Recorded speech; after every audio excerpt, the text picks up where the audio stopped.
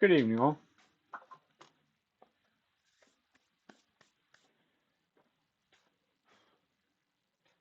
We're gonna do a vase or two tonight. I got my daughter making these paper flowers, so I got to keep her entertained.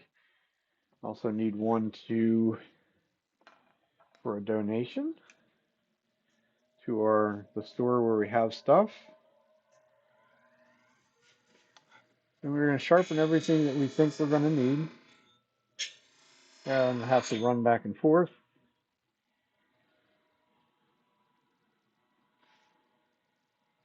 I know that's a little low.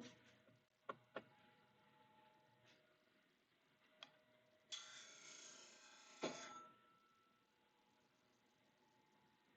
think that's more like this.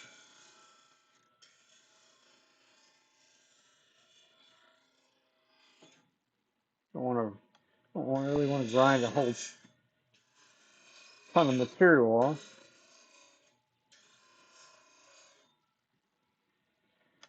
Not quite where it was before, but I'm gonna live with it. Get it back to a clean edge. Should be good.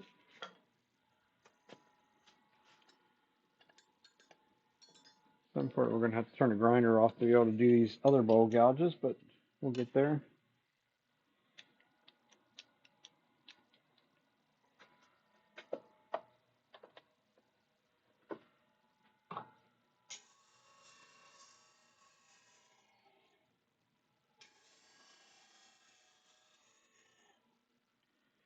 Wonders are working with a bunch of wet wood this week. Why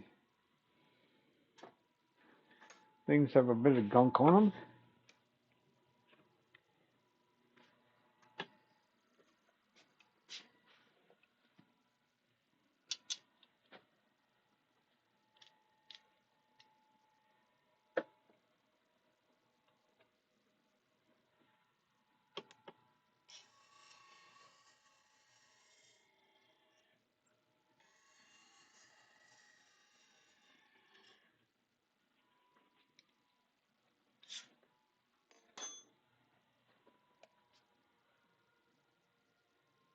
Yeah, so I gotta go back to the platform.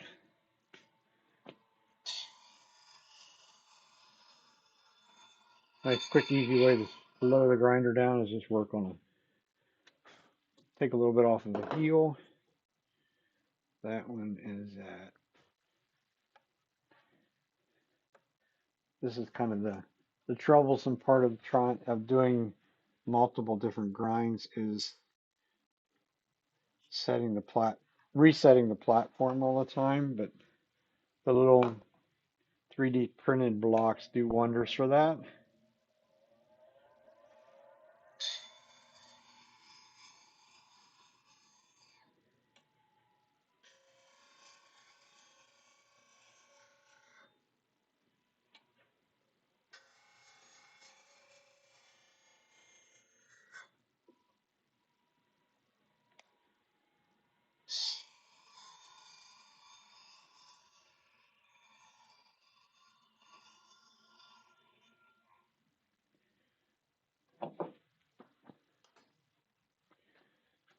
One more to go.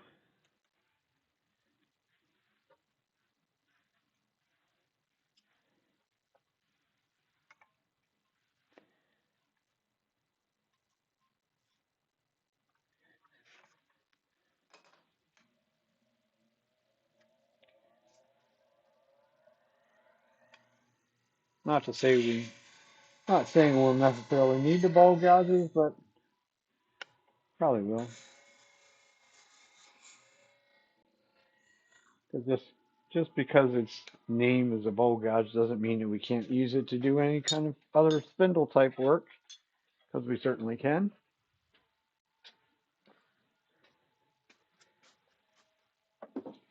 Don't forget to switch the camera back so we know where we're at. Oh, should have probably sharpened the big skew, but I didn't, so we'll see whether it has an edge on it. This generally my choice of tool to go from square to round.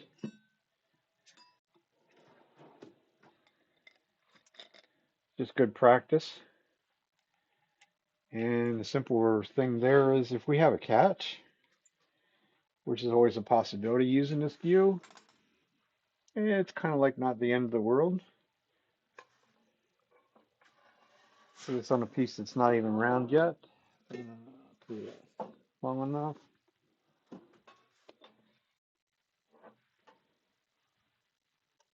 Plenty high. It's above center. Not a whole lot above center. Could be up a little, probably a little higher. The skew wants to cut at about 11 o'clock if you're a clock face kind of reader.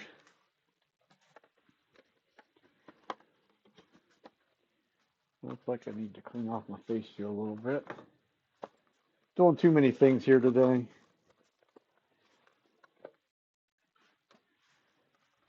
There we go. Now we're ready to skew into it a bit.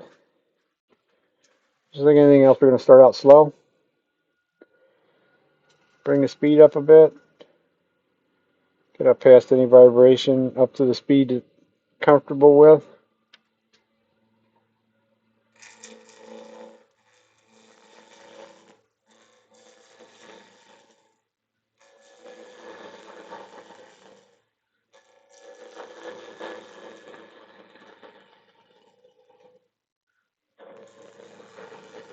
Just really looking to get rid of the square corners.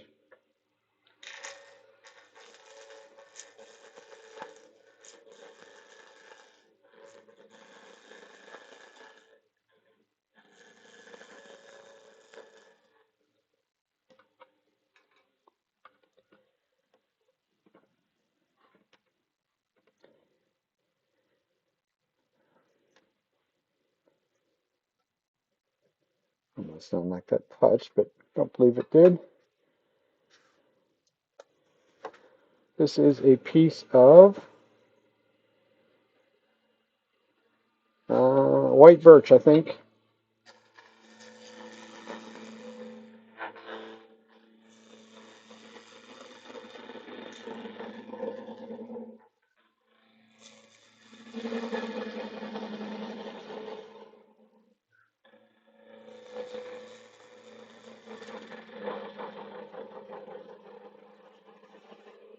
Yeah, I think there were some wormholes in there. I saw little puffs of dust, so usually a good indication there was some worms in it.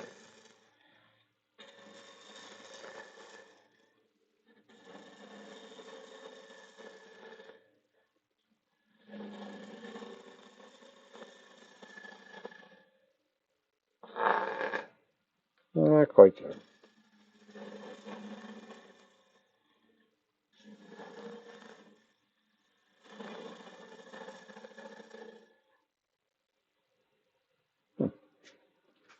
Still not quite there.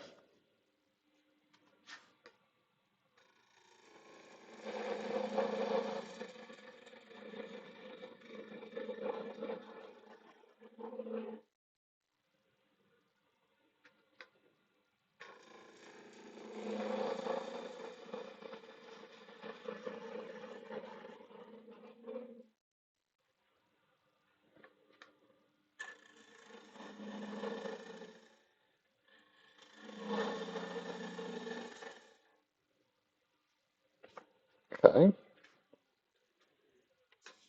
Now we're around.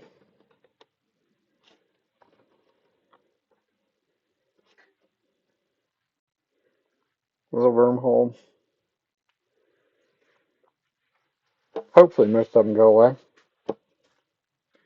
Hopefully. But at any rate, we have a cylinder. So 5.5 by 3 5/8 maybe.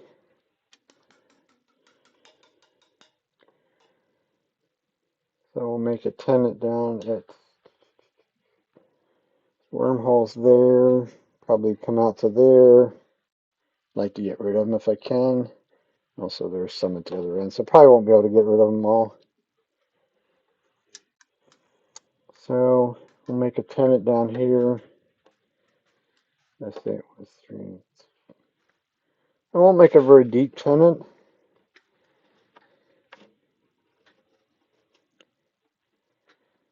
And then we'll go right from this point to a chuck.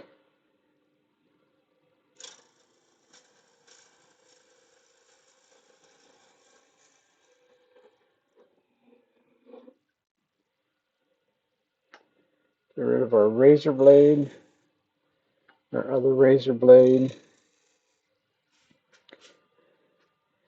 Could do the one on the tenon, but that one will be okay.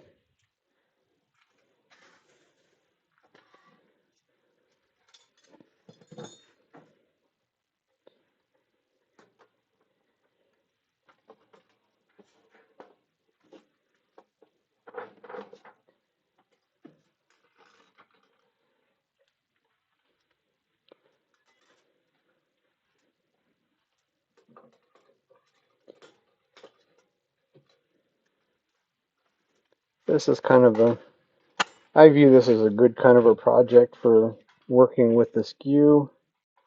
Of course, there's a lot of good projects for that. This one is technically is a little bit big in diameter to work with the skew. It makes it a little bit more difficult in some ways. Wasn't exactly measuring the tenon. I just made it big enough because the simple fact on something like this, that's way too big of a tenon to have a super secure grip on it. It's more than enough for a piece like this. But in this case, I can actually figure that into the piece. So I can make this bottom curve sort of go down to, or at least close to the bottom of that tenon.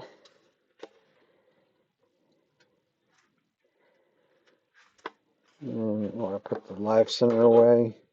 There's no point, there's really no point in not having the live center up there.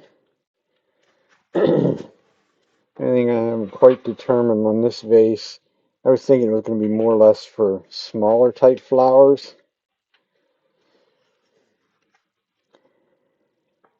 At which point I'll just drill a small hole down through there. Which is probably what we'll do. The only problem when I do that on something of this size, it's going to be fairly heavy. Heavy as far as weight wise goes.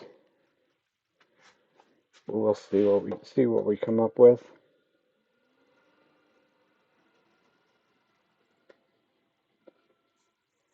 Not quite true now. Not a surprise. It's not off by much.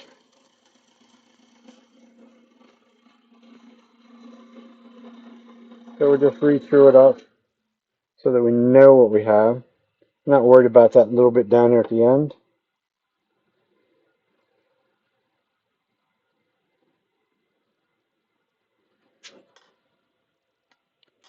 Probably could have this end down here semi-trued up. Once again, a whole lot of that material is going to go away, which is a good place probably to start. Drop that down.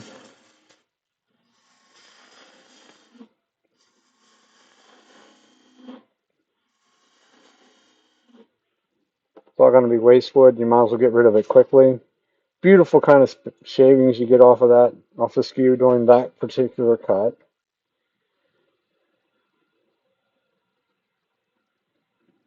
Now I guess we should do a little bit of a thought process, maybe. So we'll give ourselves a little extra room down there just in case. So 5 1/4. Of course, it's got to be an odd number. So divide that by 3. Brain's not working very well today.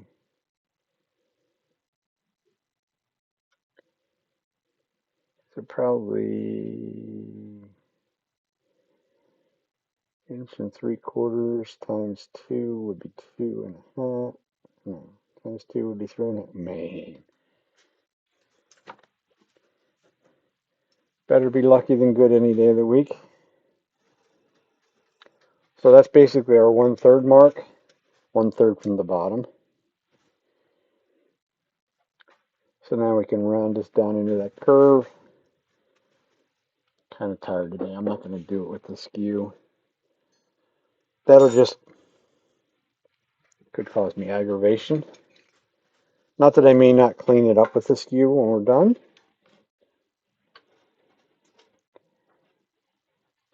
But I know my bowl gouge will actually do this quicker and easier.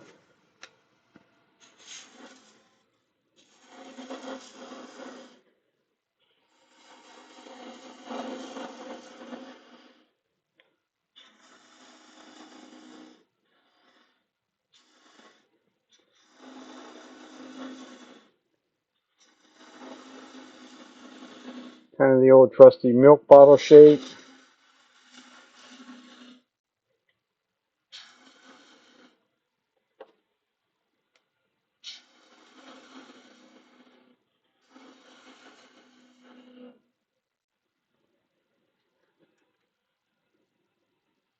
This might get hollowed. It's going to be big enough, I think.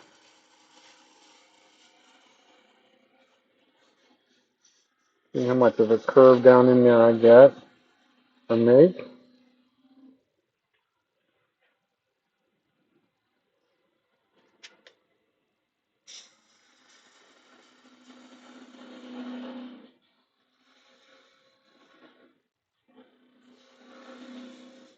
Because I'll need probably about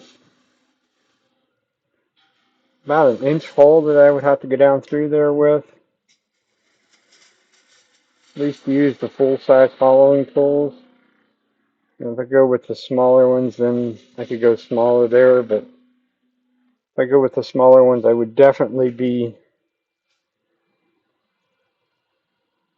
doing it all freehand and sort of by feel and eye and all that good stuff. So give that a little chamfer going the other way. Almost looks like it's pretty fat, a little beefy. Make some of this curve going that way and see what we can come up with.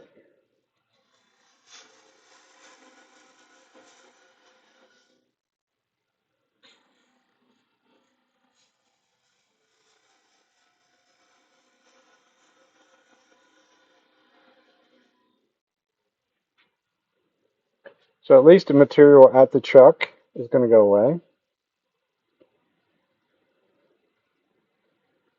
Almost looks like maybe I'm not down to the tenon yet. It's a little hard to see.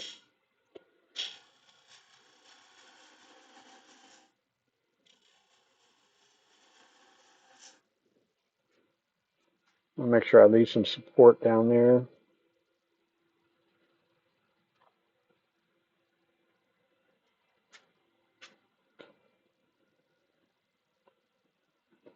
I think the whole thing looks out of proportion. It's like it's too big around. At least that's what my goofy little eye tells me.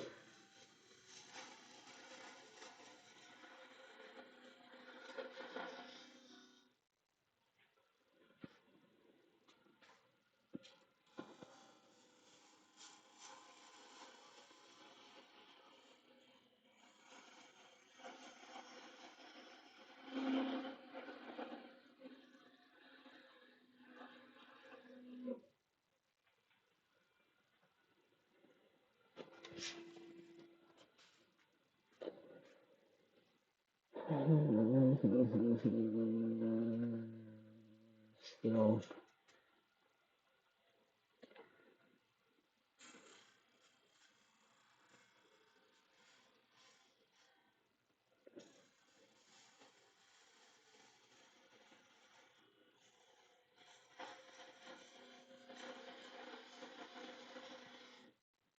I don't want to play around too long on the bottom end. I don't want to keep reducing that diameter. I won't have support out here to do whatever hollowing I'm going to do.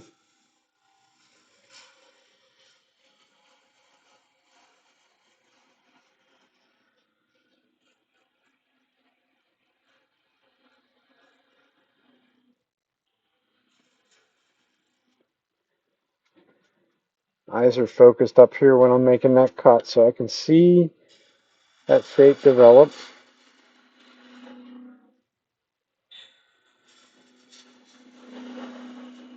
Kind of hard to learn, but it's well worth it when you get it figured out. Make shapes easier, not go back past center and dig into the other side like that. You want to stop at center. It's also using a bowl gouge. Bowl gouge is a little bit harder to make that curve without leaving a line.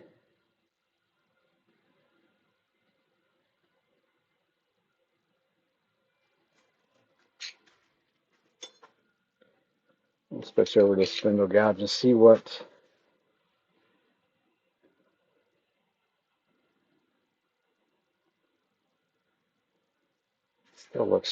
still looks short and fat to me.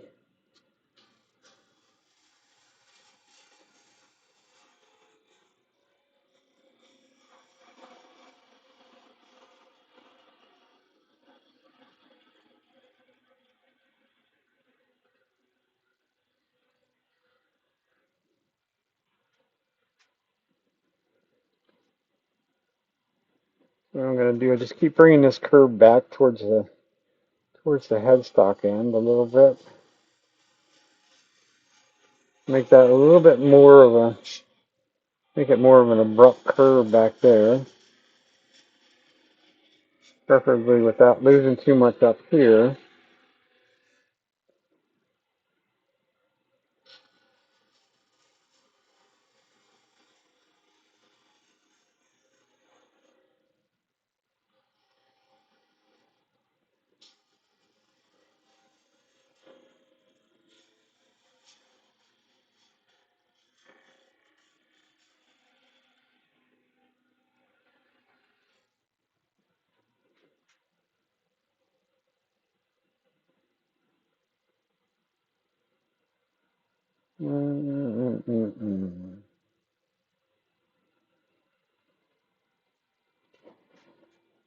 Getting there, I think.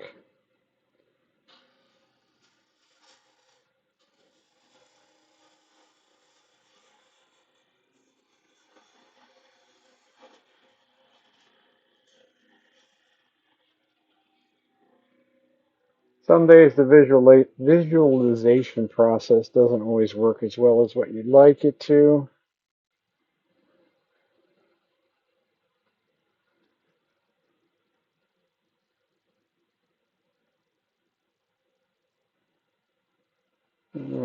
But just keep going at that. Because I got to keep in mind that square bit you have at the chuck is still going to go away.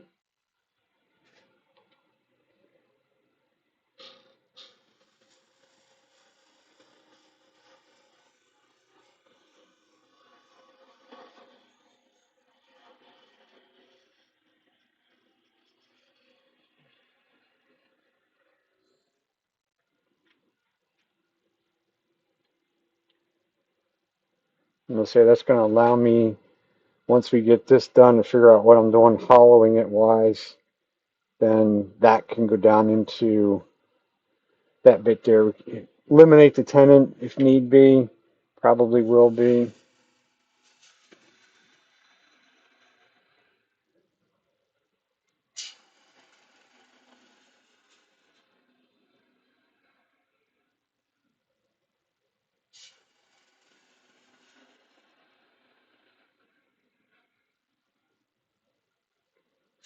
We're just going to sweep our curve down in the center. Hopefully on a good day both lines will meet. It'll be a nice continuous curve. Say the top is probably small enough now. So we'll just make that curve go a little bit deeper. into that area.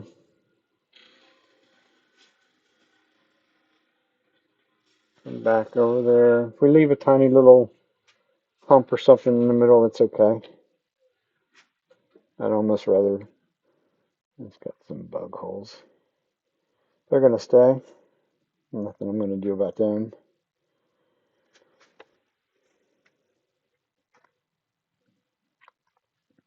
Okay, so let's be careful. The reason I say be careful, I just touched my finger to that. That's almost like a nice sharp edge, basically a sharp edge knife right now. Probably before I proceed on, I probably will touch that a little bit. Probably could just use a little piece of sandpaper while I'm thinking of it. Do it. Just a tiny bit. That way if I do anything goofy like get my hand in the wrong place, then we won't hit it and be bleeding and have a very short day of this work.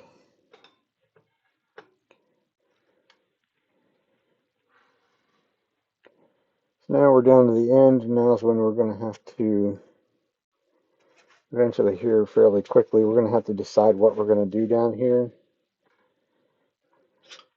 Never a bad idea at this point to recheck the chuck. It is a softwood, this is a white birch, so I was able to get a little bit more of a bite on it. Something like that has wormholes, but like I say, there's nothing we're going to do about that.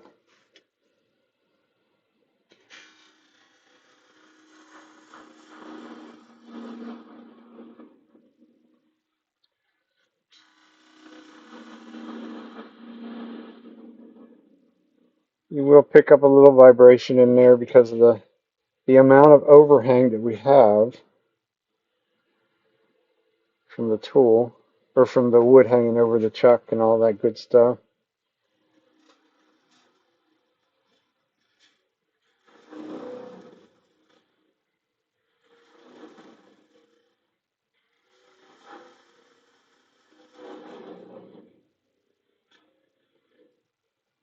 I am still using the spindle gouge to do that work.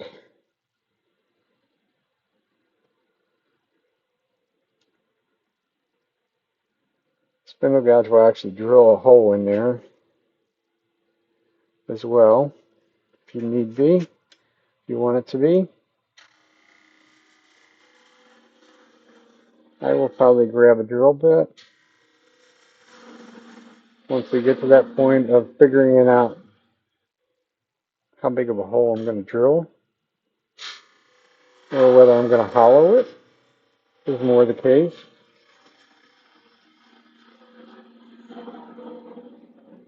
Either way, it's going to get sunken down in there fairly far.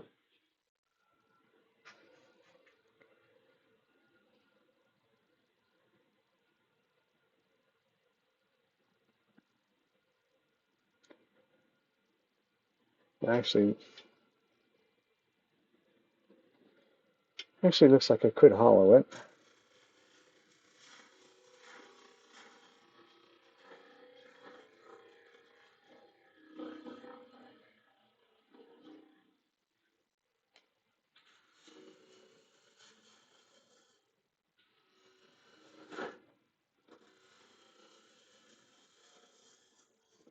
Don't want to be too aggressive. I was making a bevel supported cut going in there. It was doing it okay. It's kind of slow when you do it that way.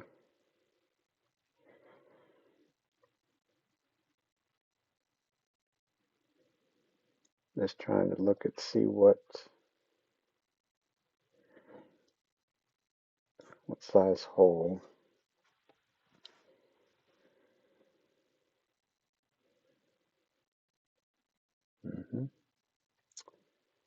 Eeny, meeny, miny, moe. Keep going deeper with it. I'll switch over to 60-degree bowl gouge. This straight wing bowl gouge will actually go right in the end grain very easily, and it will cut cleanly. So with it,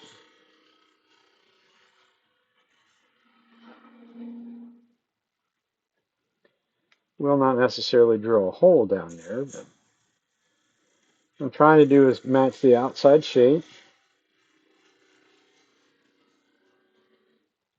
I'm gonna get down in there. That's still, I'd want it to be about that thick, which is probably like a little heavy 1/8 inch maybe, thereabouts. More what I was after is to see how much room I have in there. I got about 1 1/8 without getting dangerous in that area.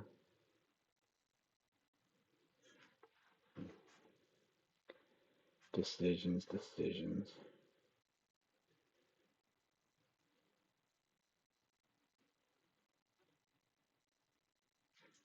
Because if I remember correctly, I think I can go through there are 5/8 inch bar. It's a little tight. It would be nice if it would actually be hollowed out, I think. My little bud vases and things like that, I don't get hung up with them. I probably shouldn't get hung up with this one either, but I can't anymore have to do it twice. It's not that great of a piece of wood to start with. Question will be, you know what I could do instead of doing, oh, it's off there anyhow. Okay, I'm gonna need a little bit of an extension on it to get deep enough. So if I'm gonna take the time and drill a hole, I'm gonna drill pretty much as deep as we can go. So that's our 1 inch. These do not go up by 16ths. The next one's going to be 1 1/8 inches. Can we get away with that? I think we can. So we'll go for the 1 1/8 inch. That'll give me more room yet, which is always a plus.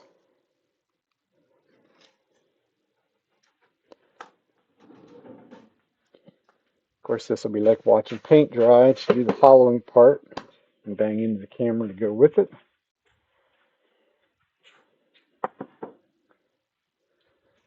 This shouldn't be too bad. It's pretty small.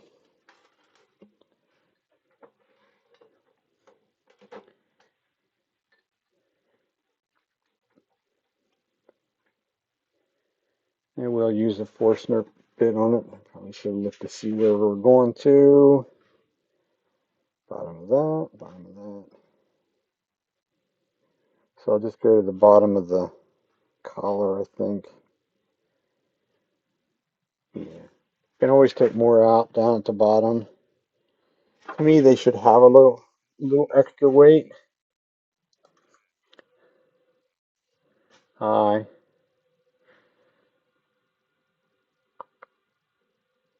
George?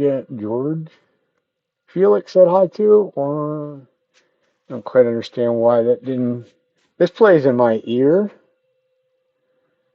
I don't know why. George. I just messed up your name. We'll call you Jay. How's that? Can that work for you?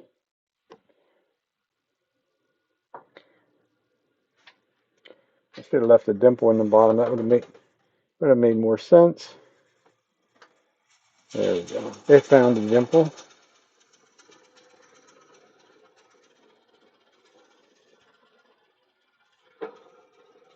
One of the things you can't see on that camera shot is my left hand is on the drill chuck and does not leave that drill chuck at all as I drill in, and especially when I pull back.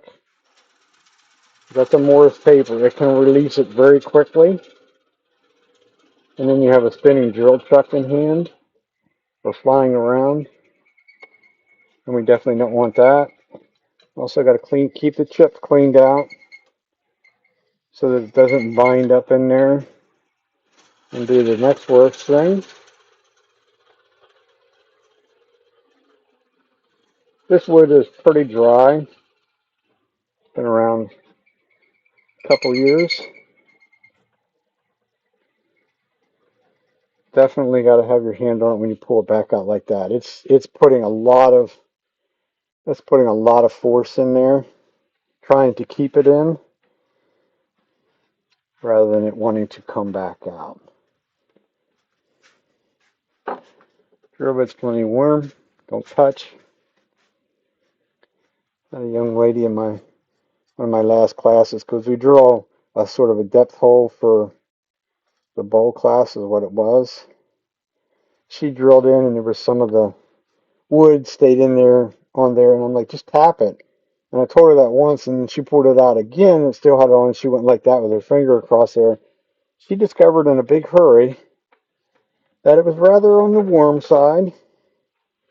She said a few kind of four-letter words, and her boyfriend kind of laughed at her and called her a dumbass. But I'm like, well, I call that a learning experience, and maybe you'll be smart enough the next time not to touch something you just drilled with.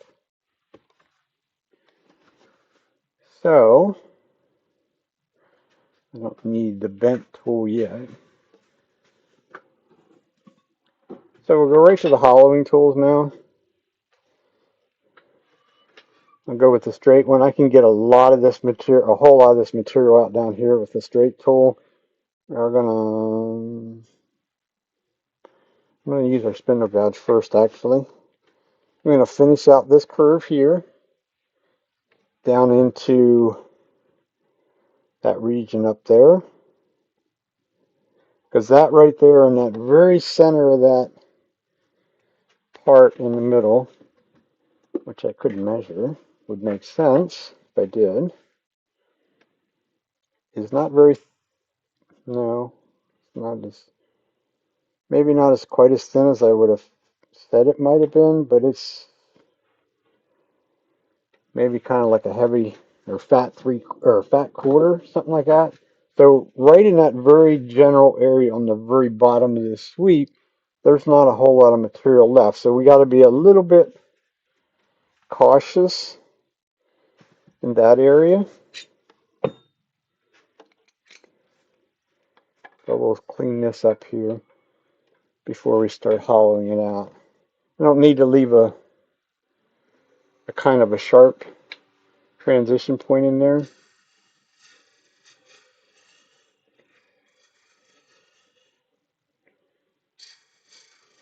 It's just our spindle gouge on its side using the lower wing. Basically, you're scraping back across there, which is fine. We'll do actually a pretty nice clean job. I'm not going to worry about reaching the rest of the way down into that hole at this point, because that I'm probably going to maybe not mess up, but it's certainly not going to be super cleanly cut. This is going to want to cut on center, somewhere thereabouts. Handle would be good.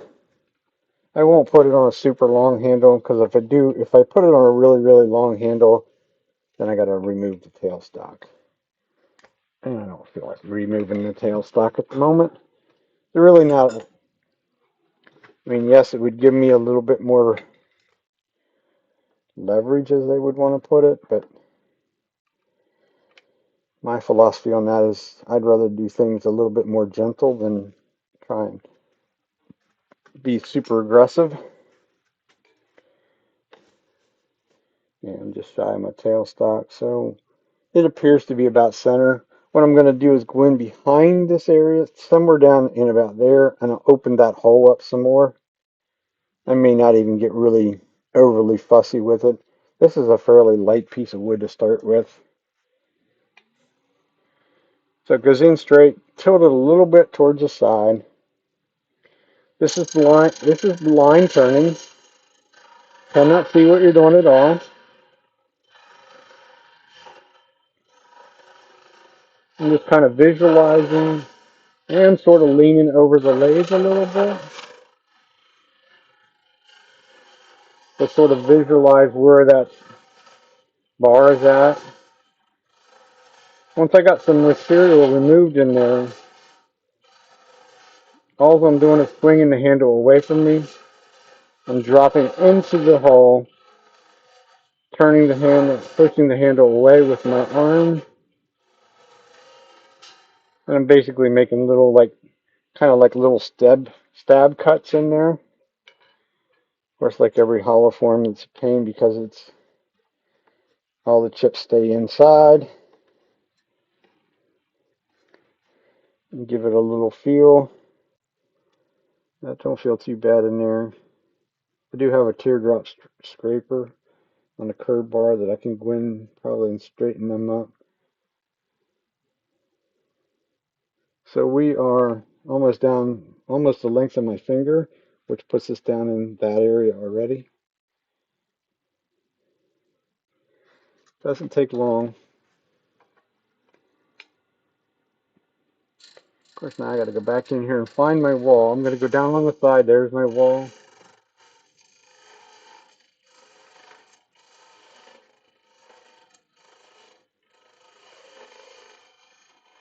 Try and make nice, little, gentle cuts,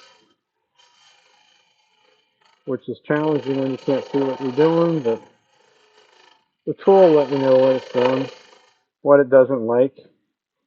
Doesn't like quite the amount of speed that I had it going, whatever reason. These hollowing tools like the slower speed.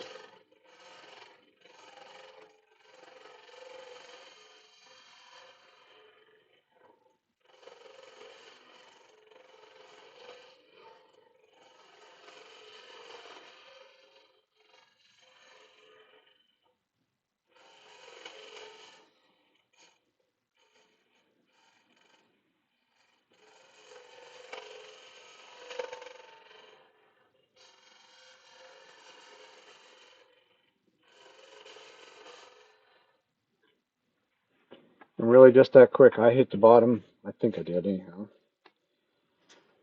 I hit the bottom of the drill hole because I ran into something that was flat down there. I may actually have to get my flashlight so I can see something. After we clean out 10 tons of chips here. If this was much bigger, I would definitely get the shot back out. We might end up having to, or I'll take it out of the truck and dump it out.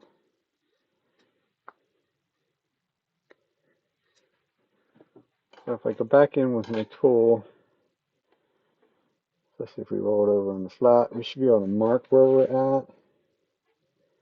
And we're down in there. What's up, Todd? I got a really simple-minded question for you. You made me a moderator the other night. How in the world do you do such a thing like that on YouTube?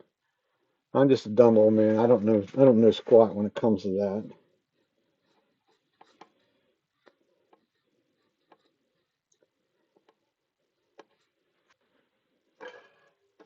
I'm gonna take it off and dump it. Call these jaws the top.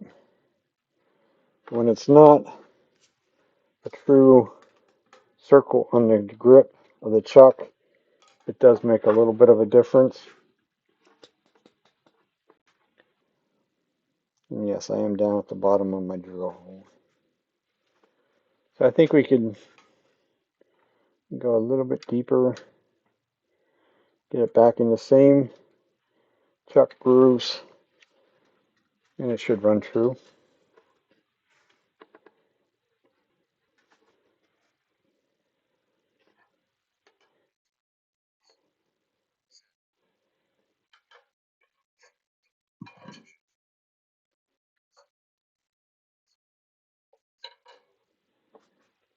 Now my wife's on here with me, so click on their name. Let's try that. She said hi, so I'm assuming she's still on there. So the three dots off to the right.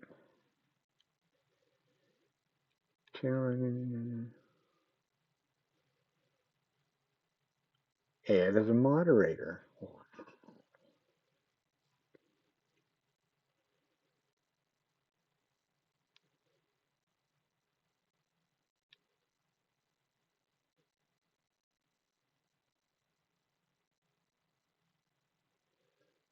Let's do the fancier one. Hit save.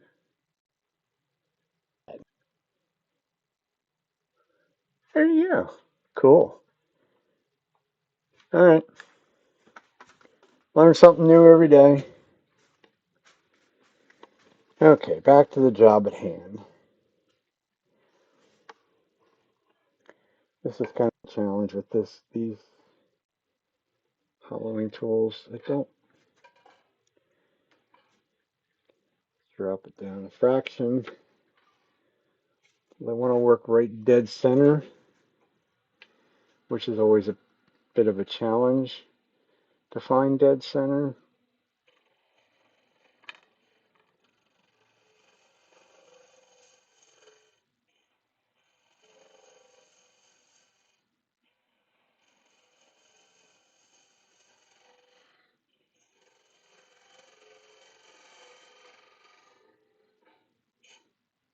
Don't be aggressive.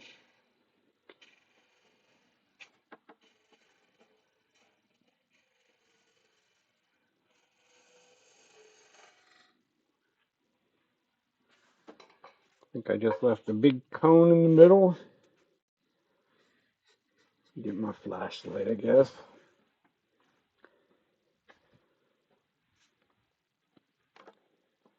People like Trent Bosch and them people that do this stuff all the time make some of this stuff look super, super easy. Yeah, I left a cone. So I did go too low because the cone would be from the underside.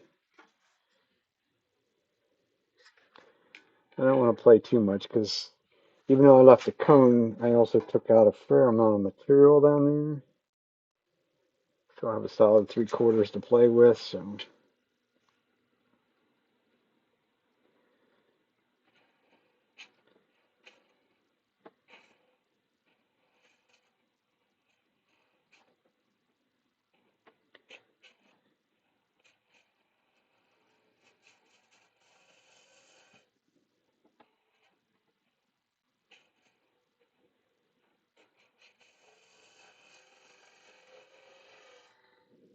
I can do that in a bowl with no problem. I guess it's the fact that I can't see what I'm doing.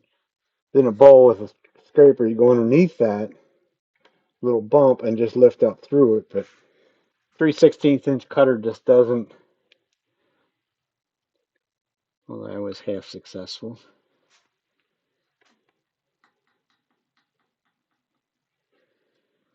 Like I say, I'm not trying to make this super thin. I'd actually rather not make it super thin. You don't want to do it twice. Do it once and be done. So I think from here we're just going to sort of clean it up.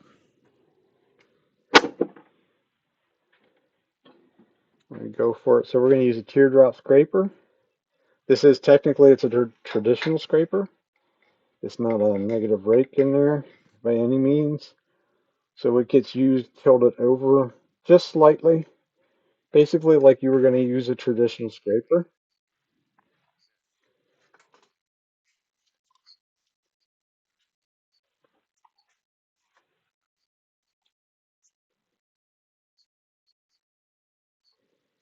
Okay.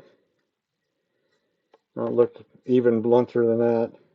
'Cause the only reason I asked that is I know you asked a while back, or you said something a while back that I was getting such big shavings off of my scrapers, and you weren't. That's why I asked that. Mine are at 60. So is this going to slide around the corner? Yes. Because yes, definitely when I watched you that the other evening, you weren't getting the same kind of shavings that I was. Anytime you use one of these, if you ever have the opportunity to use one of these hollowing tools, this bend here always has to remain in front of the tool rest. Otherwise, when it touches the wood, it will literally just roll it over.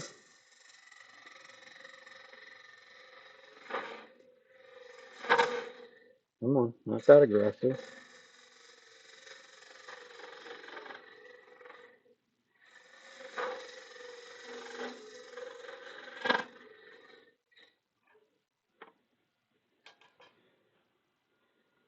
feels like that's something. Yeah, that's what I was thinking. That's need to go down a bit because I'm actually being lazy. I should get the. What I really should do is just grab the the elbow thing because that tool rest is set at the right height for these. I don't want to play around too much in that area because it's already getting kind of a little on the thin side. I just want to clean up a little area right here as it comes around this corner. There's a hump. Clean that up and down a little bit. The bottom line is I got long fingers. Use the longest finger I got so you can only, not getting very far down in there. And if you're that person that's got to pick on something of that nature, then chances are it's another wood turner to start with that would even have a comment about something like that. But it feels a little on the bumpy side or lumpy side.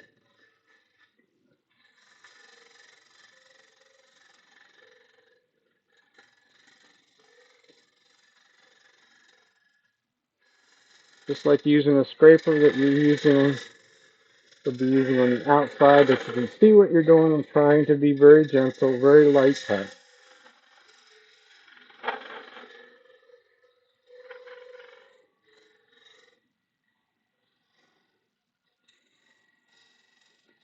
Be extremely careful coming back out of the hole. Actually, when it comes right down to it, it actually would be better if you just shut it off and bring it back out the hole. But I know what would happen if I did that. That with it not being captured, I would probably be in just as much trouble, maybe even more so. I think that's good enough, far enough down. At least I think it is.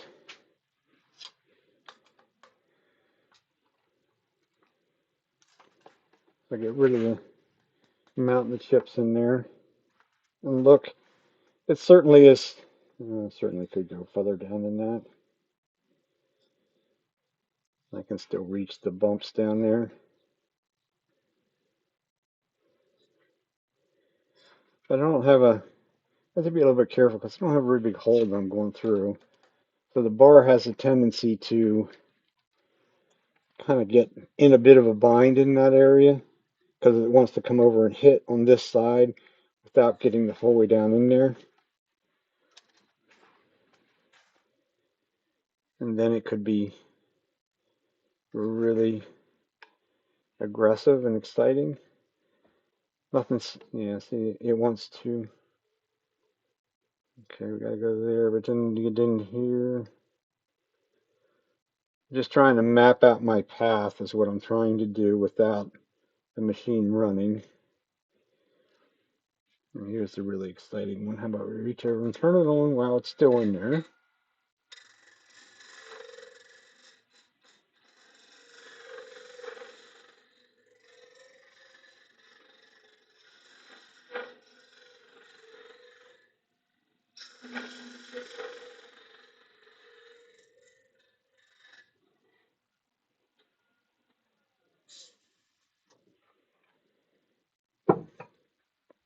Really think I should just leave well enough alone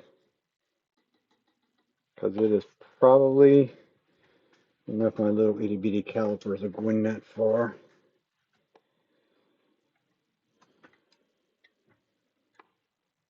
It shows there's, yeah, well, right up in this area where it's starting to taper out, that's less than a quarter of an inch there. I mean, it is getting thicker as I go down, but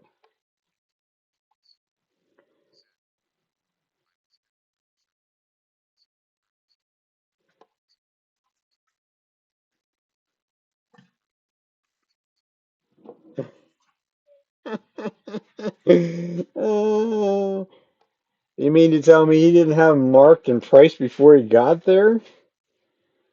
Oh, that doesn't sound like a very good move on his part either.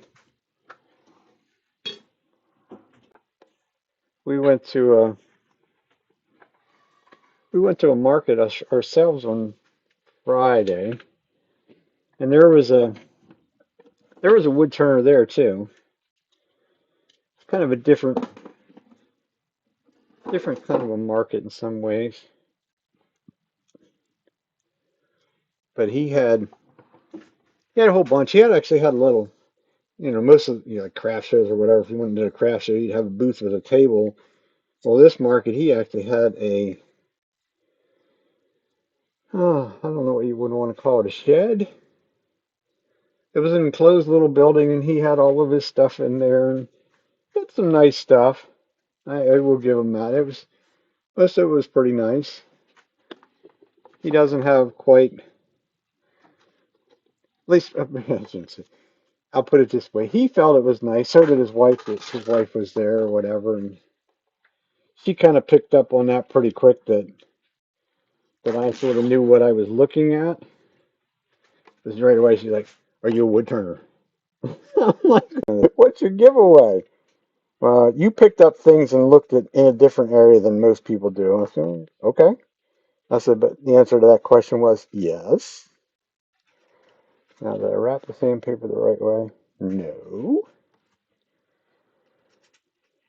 Um, but he said he sells a bunch of stuff there, but his idea of a bowl was everything on the bottom of every bowl that he had there was flat. He,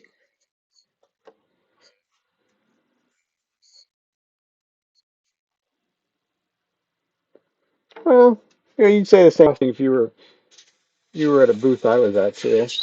Oops, that's the wrong way. That's the right way the first time. This one, that's all right.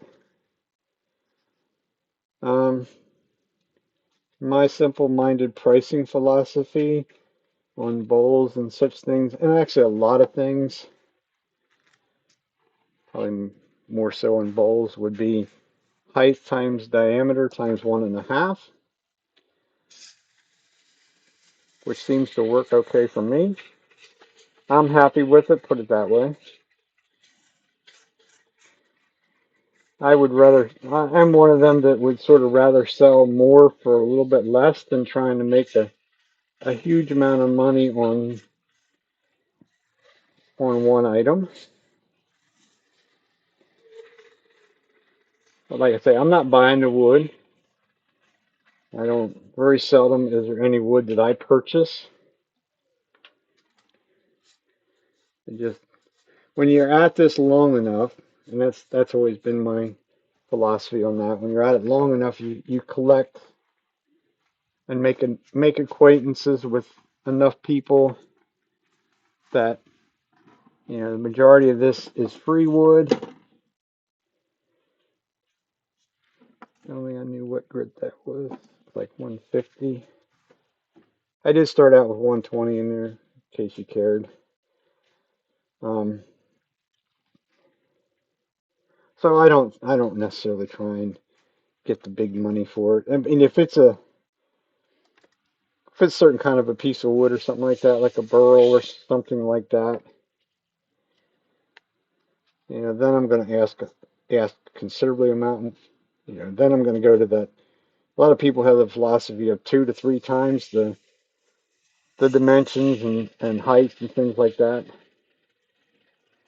Well, some of them people, they swear up and down that they sell a whole bunch of stuff that way, but it never worked for me.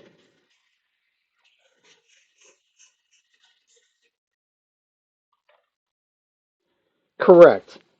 Yeah, and that's what a lot of people. Oh, you've got to go to the art shows. I don't want to go to the art show because those stupid people. First off, they don't know what they're looking at for the most part, and second of all, if you go to an art show rather than a craft show, the price tag is 2 to 3 times the amount, to set up or whatever. We've actually never gone to a quote art show or any of the gallery shows. We're pretty much we're pretty much at the point anymore where we have the two different shops that we have stuff in, and we will go to one craft show this year, which will be in the fall. And the only reason we're going to that one craft show is I've already paid for it. Always been a good craft show for us, but It's another scenario of spending all day. You're spending the day before, or even several days before, making sure everything's priced, and figure out what you're doing in that way. And we just kind of have gotten tired of that. So we're not. That's the only show. Like I said, the only reason we're doing that is because it's already paid for.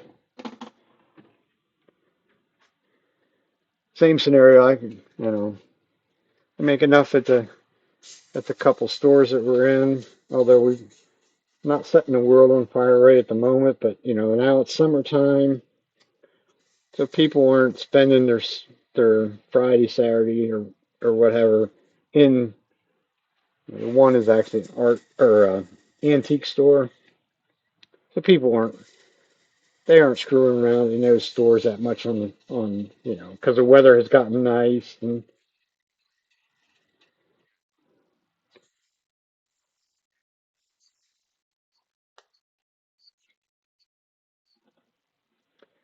yeah, I've never I've never had anybody ask whether it was for sale.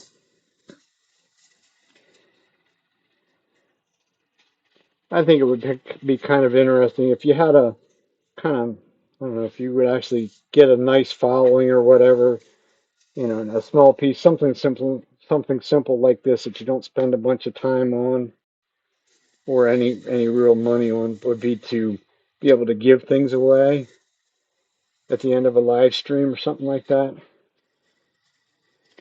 And they're like Cindy Drozd and some of them other people, they do some of that. They don't,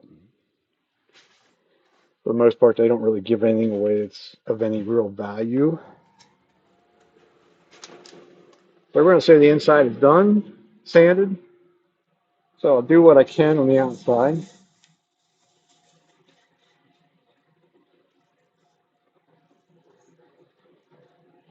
Starting with 180. I had some little, as you see as I went across it, there were some little darker streaks.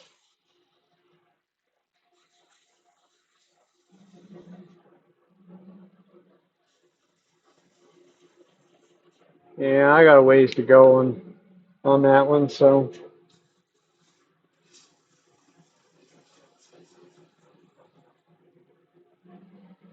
it's been a little fast. My fingers are getting hot.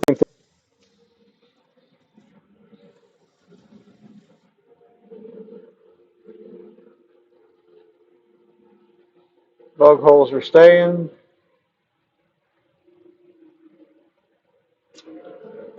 I'll give us a quick sand, and we'll flip this around so we can finish off the bottom.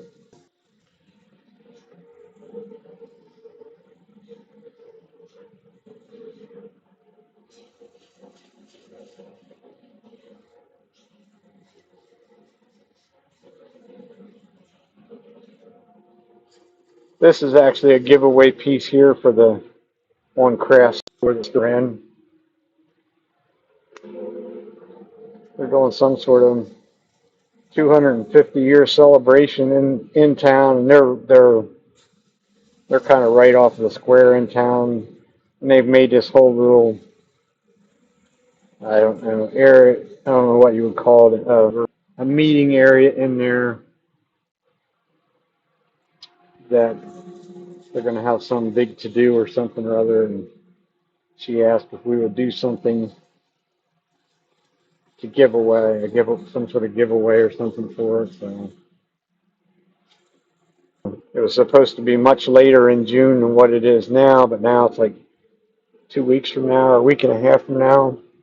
And this will go to, this will go to my daughter yet, and she'll make the paper flowers for it. I should have brought one of them along down the night. I sort of forgot. So she makes some really neat looking paper flowers. Somebody that has, even though she's my daughter, right? She has way more patience than what I would to do them. They're cutting it on a cricket, and then you got to fold all these little flowers up. Wouldn't be in my wouldn't really be in my wheelhouse. Put it that way. Last step, I'm going to go with the grain. I mean, I sanded it through 600, but at 400 I can still see the scratches because they're just in, all those scratches are just in perfect circles around there. So if I don't get rid of them, I'll show in the final thing because this is just going to get finished natural. I'll get yelled at if I do it something other.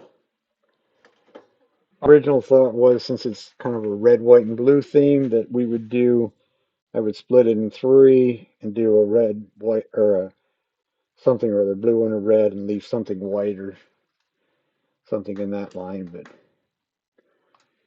I sort of got vetoed out of that one.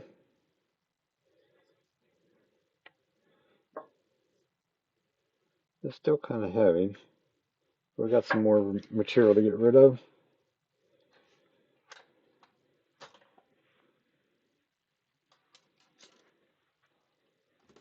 Of course, now we still have another different issue of putting it back between centers. That should not be much of an issue. Let me think about this a second. Not that drawer. How about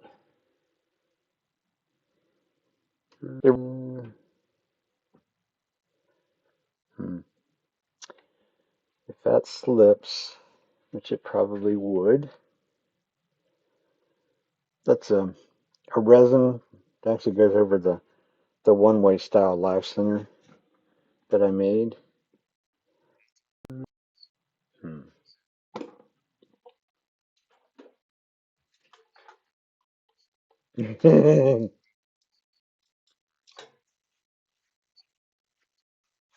Yeah, one of my friend of my wife's does she does a ton of that. She does these trees. They're almost sort of like a Christmas tree. I could use this one. It's made for the, yeah, let's do that. Wrong check, of course. They are a Christmas tree. They're all made out of paper. I forget. It takes several sheets, and then you get those little plastic, I don't know what you would want to call them. They really almost look like a little light bulb. And she puts them in the holes on the tree. I think she even has some sort of LED light for in the bottom of them. And she keeps saying that I know when I talked to her last year, I'm going to quit making these. Then she goes to the next craft show and I don't remember how many she had, like 20 or 30 of the dumb things, and talked to her a couple hours later, and you're seeing people walking around with them. And she's like, I'm almost sold out. Right? Well, then it's like, what's wrong with that? Well, I was going to quit making these dumb things. Like, why would you quit making something that's making you some pretty good money?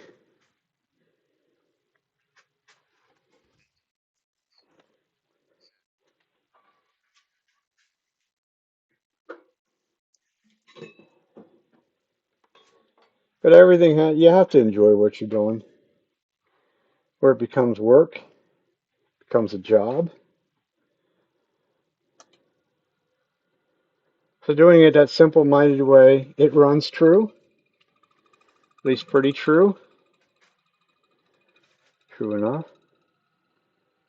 Squeak at me a little bit up there. A little less pressure.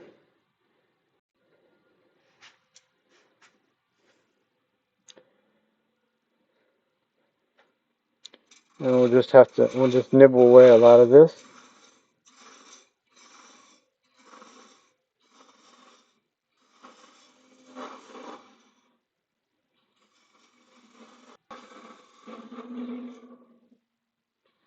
But I definitely don't want it to spin. If it spins up there on that piece of wood, it's gonna leave a very big black mark, I think.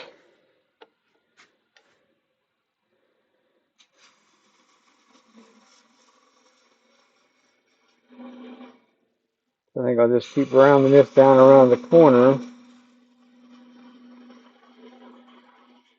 I need to remove probably at least 1/8 of an inch down in there because that has a pretty good point in the center.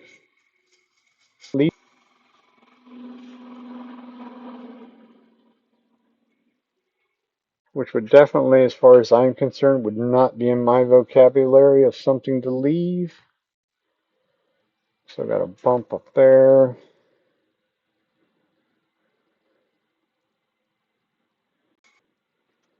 Really,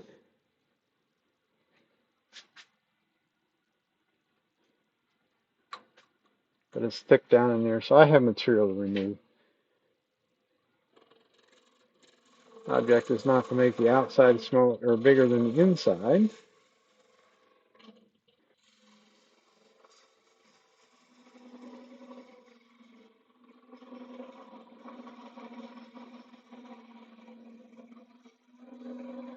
And we now we're gonna stay somewhere. Let's work our way back, I guess. That's not a bad view. I was gonna say it might look better overhead, but it's okay.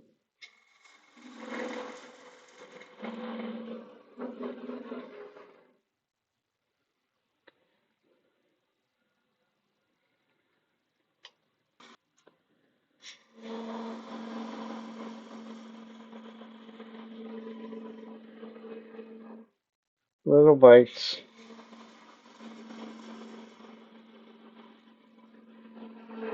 Because it's not overly liking it.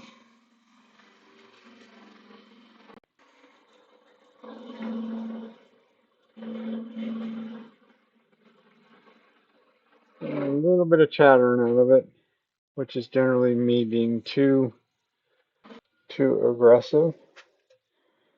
Yeah, enough ripple lines up there. Okay, they'll sand away. More interested in what it looks like down here. I don't want those kind of ripple lines down there being something because that's end grain. They're pretty much impossible to sand out.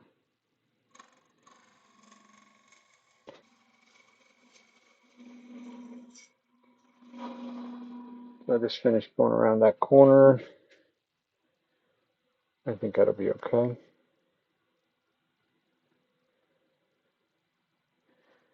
I think we'll live with that.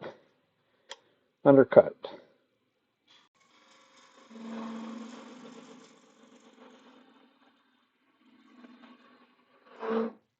I would have said this wood was much drier than what it hollowing and pulling that stuff out. I mean, granted, I'm still getting sort of almost like dust, but that's kind of typical of the hollowing system. But it also felt like it was at least damp.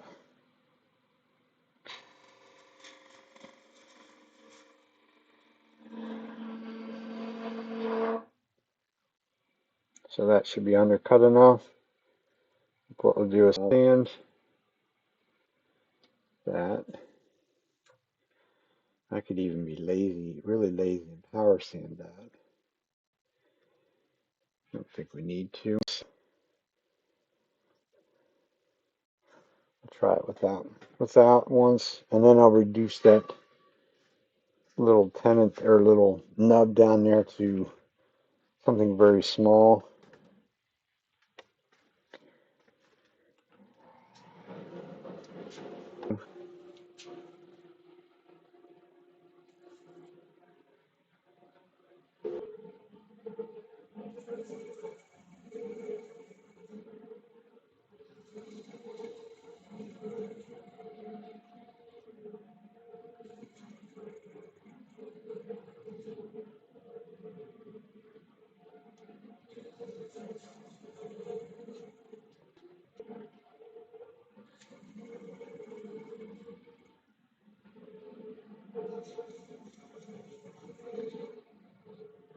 Not too fast.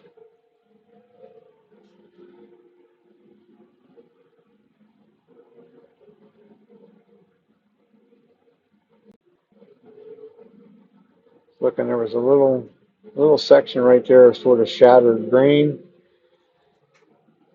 That piece of sandpaper was getting kind of dull. We'll just go for a couple little new pieces.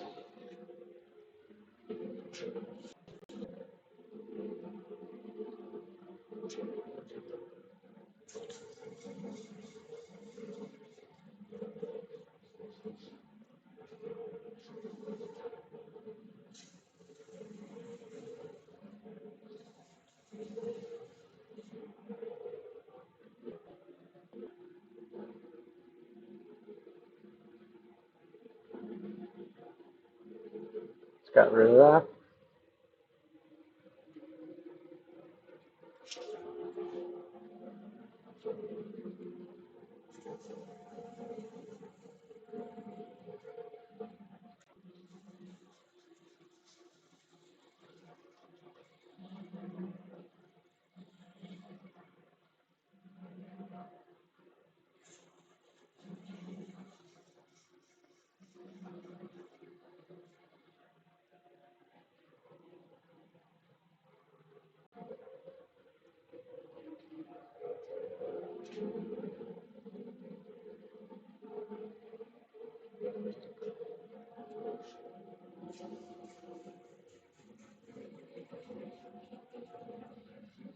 And there will be no live stream next Saturday or Sunday rather. We will be away on a little bit of a family vacation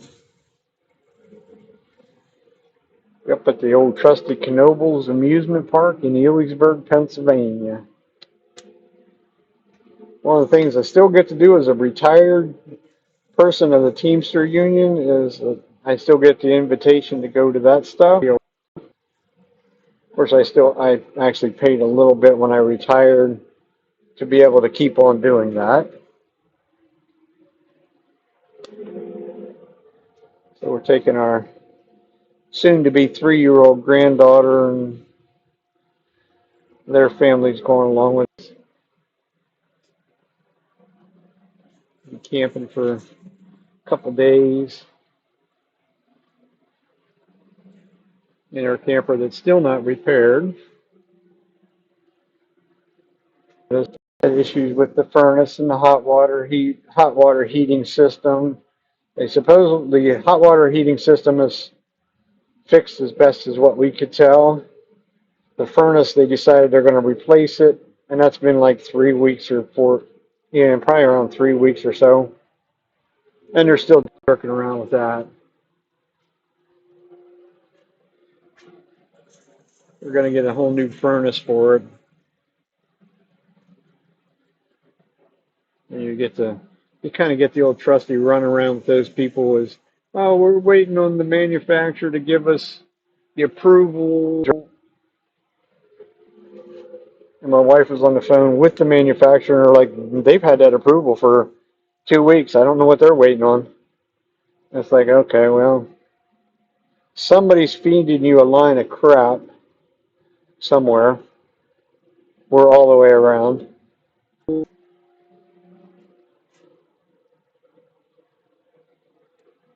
Okay.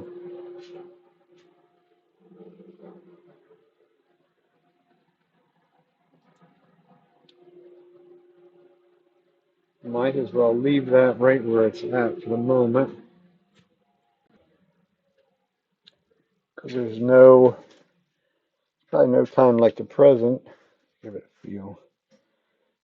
Doesn't feel like it's cold to the touch, so this stuff has been around for quite a few years.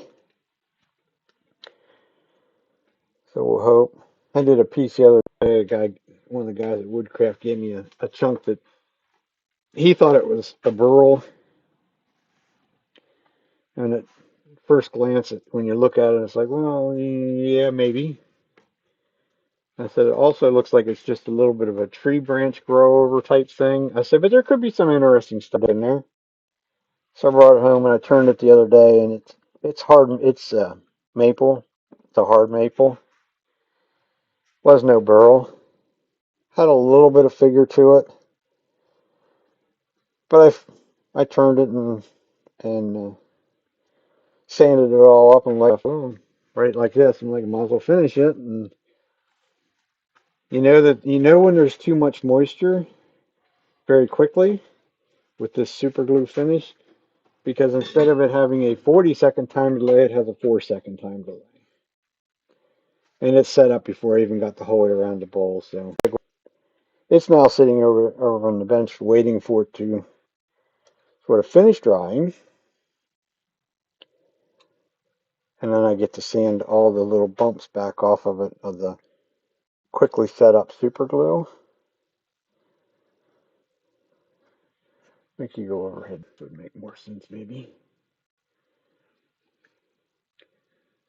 This way I can just, it's running as slow as the lathe will go, which is about 170 couple RPMs. I don't want it to go fast. I don't want to wear it. Wasn't also thinking I could have used the thicker one to this. But it's not setting up on me. The reason I would use the thicker one on something like this, because it is a very soft wood, so it means it's usually generally very, very porous. It's soaking it in. Anywhere there's any screen, I can see as it comes around, it's dry. Like there's nothing left there.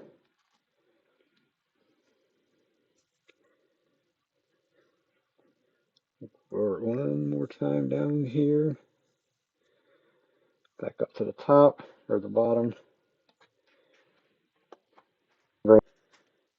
There's a little swirly around.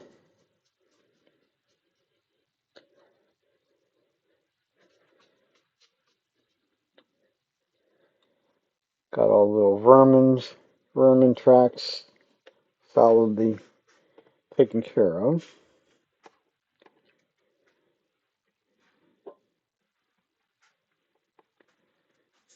Wipe off the excess.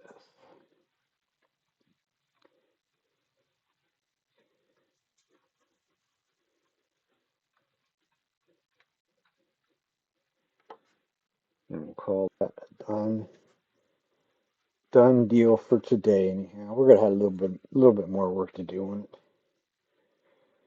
Let's finish taking that off, and then we will put finish on the inside. Probably down about as far as I can reach.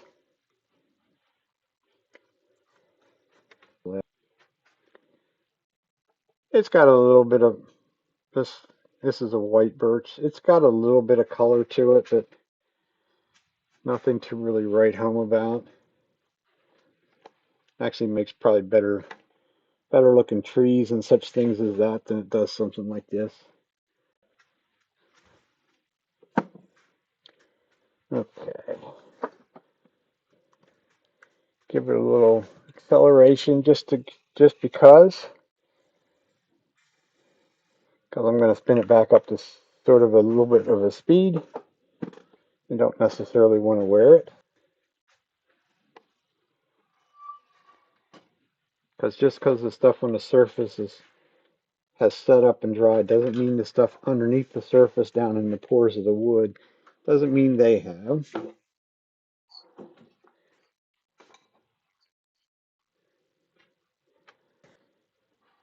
Thank you. I'm not necessarily a very good designer. Well, yeah, I think we had that discussion at our wood turning meeting, and them guys said, "Where do you come up with these designs?" I said, "Well, let's see, Hobby Lobby, Michaels, anybody that has any kind of glassware that they sell." I said, "There's your shapes." I said, "If you need it in person in front of you, then generally this stuff like this size is really very cheap, then less than $10 or something maybe. You could buy it, and if you wanted to measure it or whatever, or just simply take a picture of it, or carry a tape measure along and that measured in the store. Certainly wouldn't be the first time for me that I've gotten asked in some sort of a retail store as to what I was doing. Why are you measuring that? The simple answer to that is, well, I need to know whether it's going to fit in my room or my space. And most people take that as a legitimate, honest answer. And in all reality, I was taking a measurement so that I could just recreate it. So I'll cut a groove back here behind that. It's going to give me a place to cut it off. A little easier. This last little nub will get sanded away.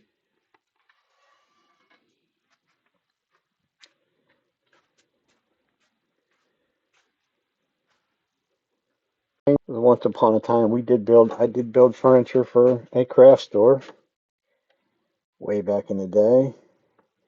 And that was literally copying somebody else's work. It was copying some Amishmen's work because that's where they were buying the finished pieces from at that point. And of course, where they were buying them from was 45 minutes to an hour away from home. There's a prime example of, see if we can see how close we can get and hold still. This way, that way, over there. I still can't see it on camera. Hold still. If you see these, you see over in, I'll put the pencil point away so I don't put pencil marks on. Over in this area right here, around in here, up into here, even a little bit on the very end. That's basically all that's end grain coming through. Gives you an idea how far that super glue is going in. Those little dark streaks are all super glue that came through from the other side. And that's a solid 1/8 of an inch thick right there. That is one of the only sort of downfalls of using that as a finish. If you get something too thin, then it has a tendency to go straight through to the other side. But I'll take that over the speed in which I can get things done and a simple finish. It's actually a durable finish to go with it because it isn't a finish. It's really going down into the wood and making the wood itself solid, sort of. So let's take that nub away first.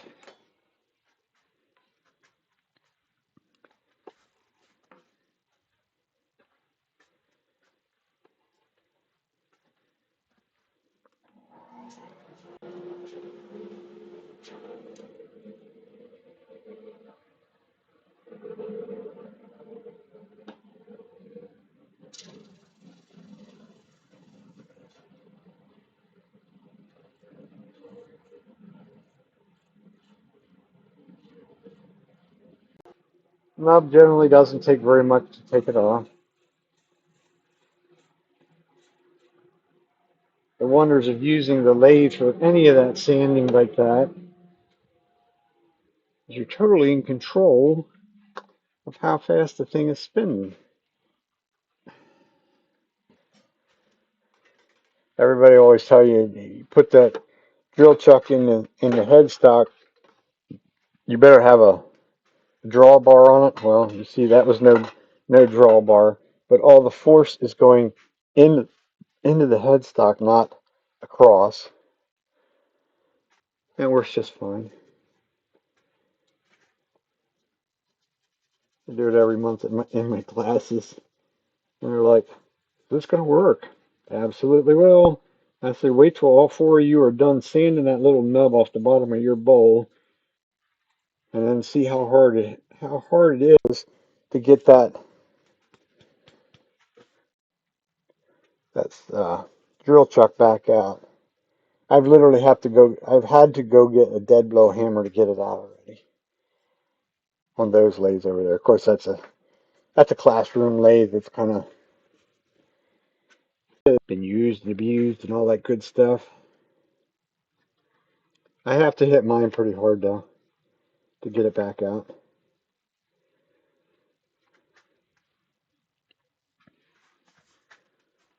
So we'll finish up the inside.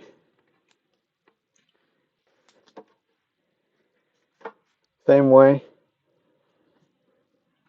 The only difference on the inside is I will be able to buff this rim up here once it's cured. Down inside I won't be able to. Doesn't really matter anyhow. I get down in as far as I can first, and then can work my way back up to the rim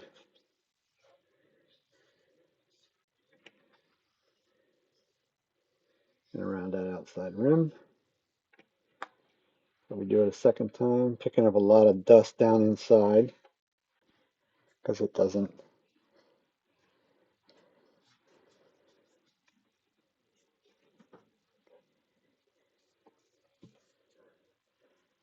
widen out a bit. That's as wide as we're going to go.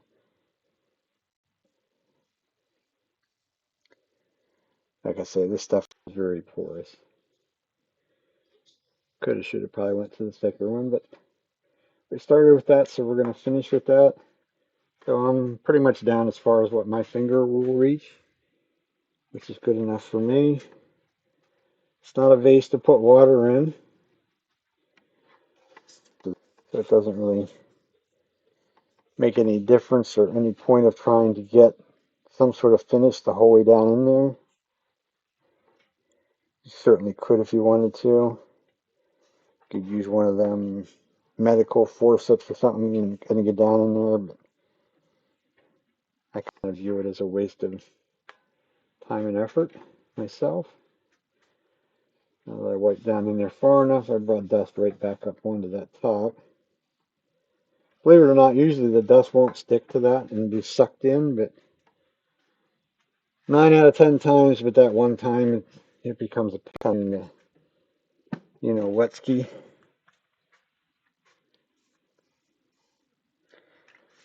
So we'll accelerate that too. And that's our little flower base. Let's see where we finished at. Right on 5 inches tall. And 3 or so wide at its widest point. So, I think it looks alright. I think we could have swooped this in maybe a little bit more there, but looks to me it looks like one of the old-timey milk jugs, milk bottles. It's usually the kind of shape that I like to do with them. Kind of a simple shape. The real factor is the paper flowers that my daughter will make for it. We'll make it pop because those little paper flowers are neat. I took one of the vases along to the woodworking meeting the other night, and there's a couple of them guys. How in the hell did you do them flowers? I said, really simple. I didn't. I gave it to my daughter. My daughter makes them. I said, I don't have the patience for that. Too small, too tedious for these big old fat fingers.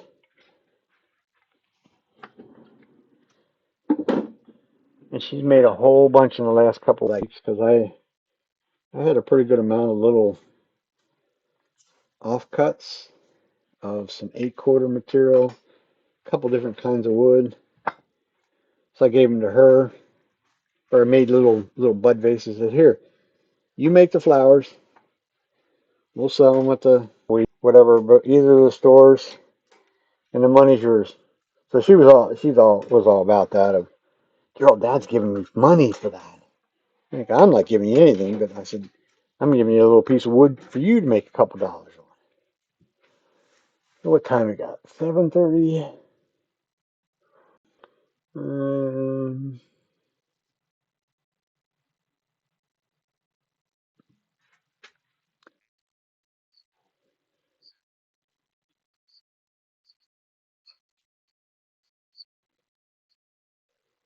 Yeah, there's actually They actually have a guy now at the woodcraft store that I teach at that's doing sort of the same thing.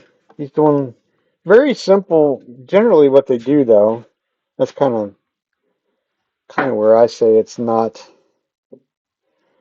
I don't know, not necessarily for me. His idea of a vase is kind of almost like a just a straight walled, straight up and down. Of course, I can understand why he wants to do it that way because he's going to carve on it. He did some of that. Some of the ones I saw of his, it's sort of like a almost like a lattice, and he will actually go the whole way through to the inside, so it's all open. He likes it. That guy there is also I don't know what the technical term would be, a demonstrator representative for saber-tooth burrs. Trying to think what the other burr company name is. He's kind of a representative demonstrator kind of thing for like two different burr manufacturers of the carbide burrs. But he's doing a lot of it with just a plain old Dremel with I think he said he uses a flex shaft on the Dremel. Sure. Once again, it's kind of another one of those areas that you either I don't know how you want to put it, either love it or don't. You love it or hate it, and I'd kind of be down in the middle of that road. Yeah, yeah, yeah. There you go. Cuts all. There's around this area. There's saber tooth. I'm sure they're all over the country, but oh, that puppy's way out of balance. A little itty bitty piece.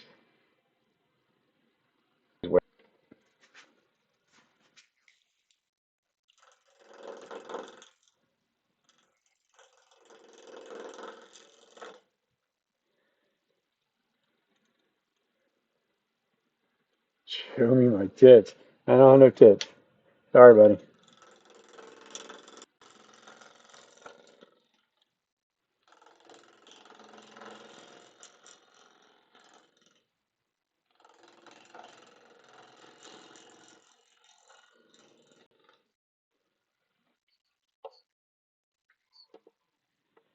Yeah, I kind of forgot about it. I think he was actually doing a class. Well, I wasn't home. I was down at the market thing with the family.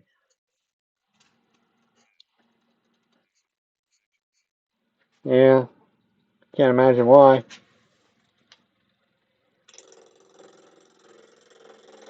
I think he was gonna. I think it was this past Friday. He was gonna teach a class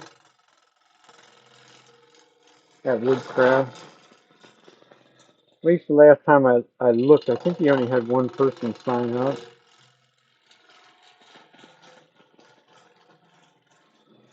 I don't know whether he'll sort of stick with it or not.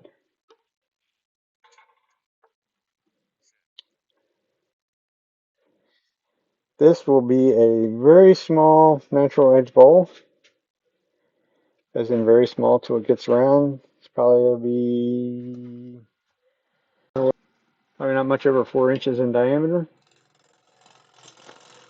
Little offcut piece.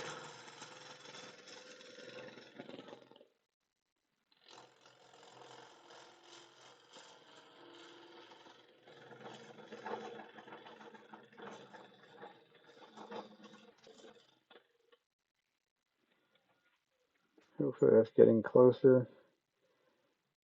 Round, not round. This is actually a little crotch piece.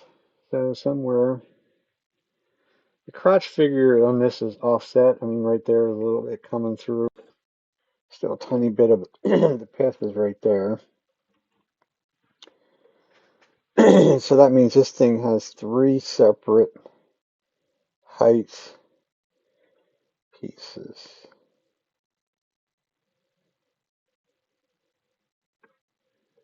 Right there, there.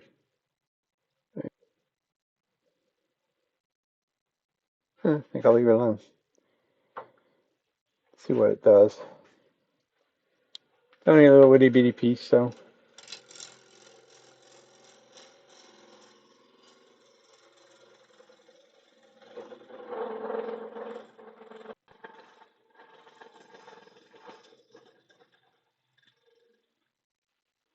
Well, I should have made it round. It's a little on the low side. A lot on the low side, maybe.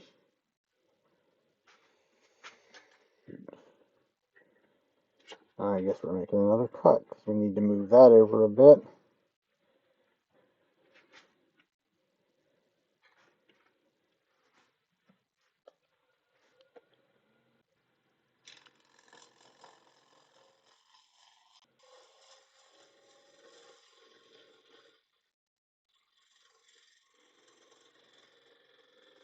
Um, Never. I never got into making shot glasses.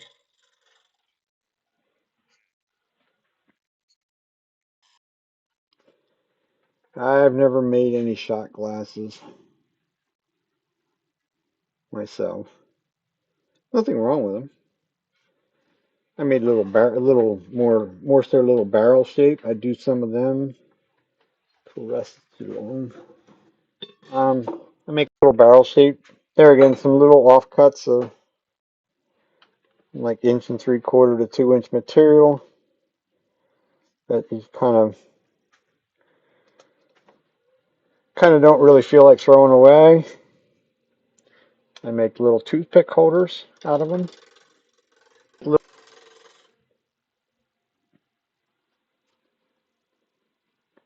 Guess it could be in a bit.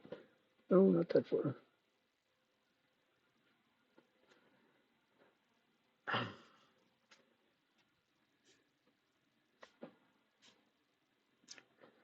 Long way. Go there. That'll be better. This thing's got a bit of a wobble to it now because of how I had it moved it around.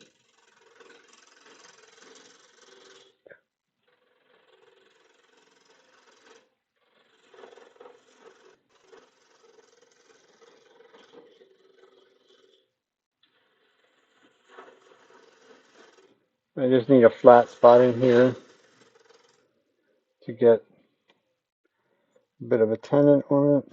So not quite enough.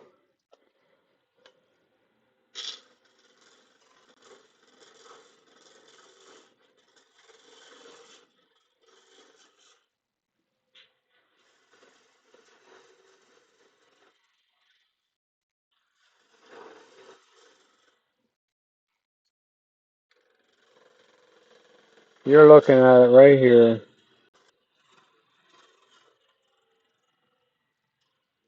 I said probably the most enjoyable. I like to make the bowls. I like making bowls.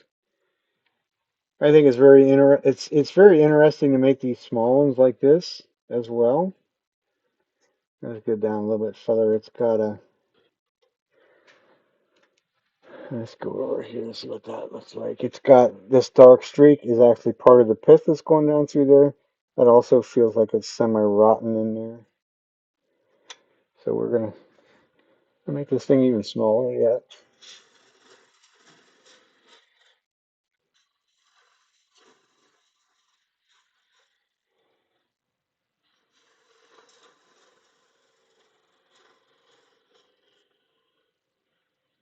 Yeah, some of the regulars tonight aren't there. Must be busy. I think I'll leave it at that. I don't want it to get too much smaller than what it is. Yeah, if you're watching and like what you see, definitely feel free to smash that subscribe button, the like button, helping a guy out like me. Help this thing grow a little bit would be great. So we have our tenants, and now we're going to get rid of this corner and make it round.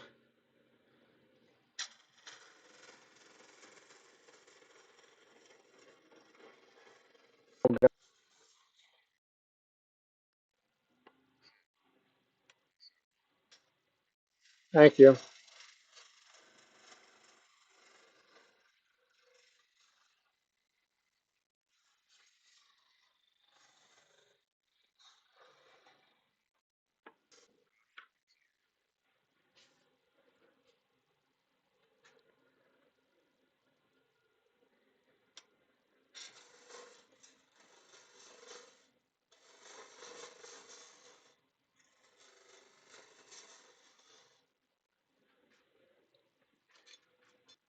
This will get a nice small pennant, foot, all the above.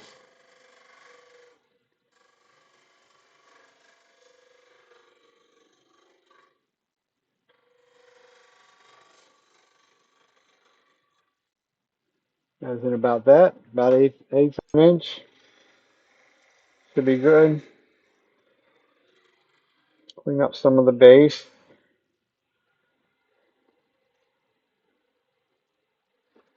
Still don't have it quite shaped to the top. We'll see how far in here we can get.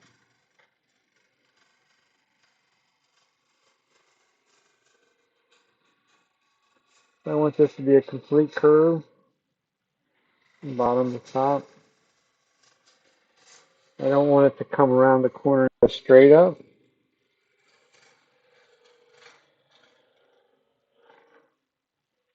Like we're going to go one more time.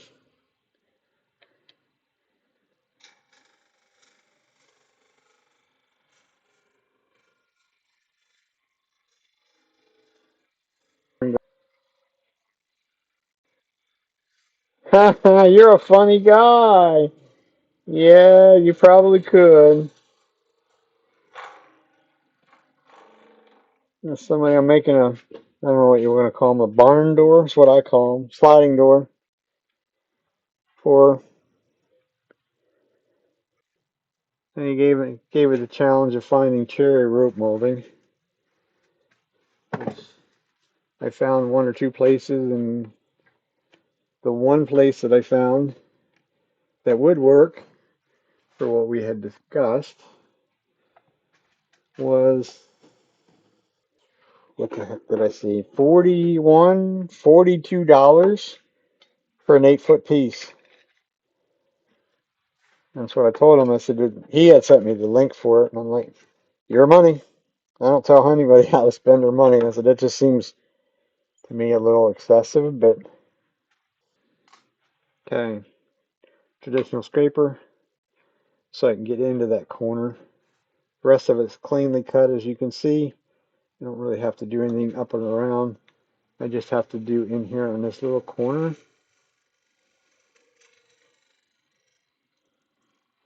Come around that corner. Blend it into that corner.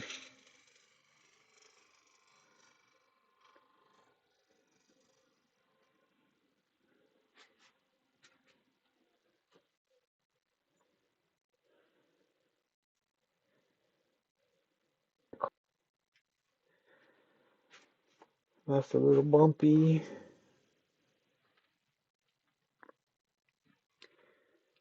And so didn't quite like that down there.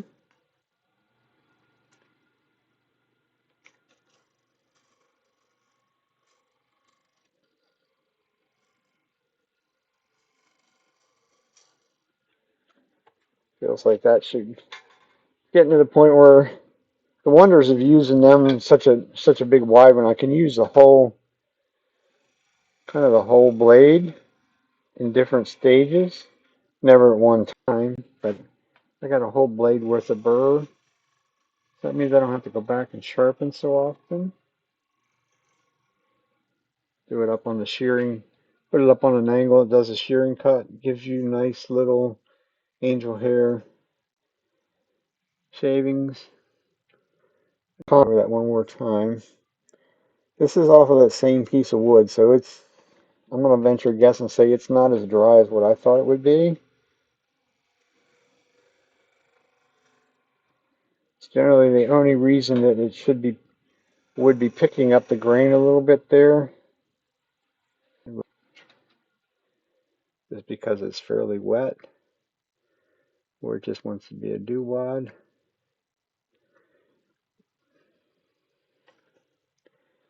Got some grain going every which way but loose in that area too.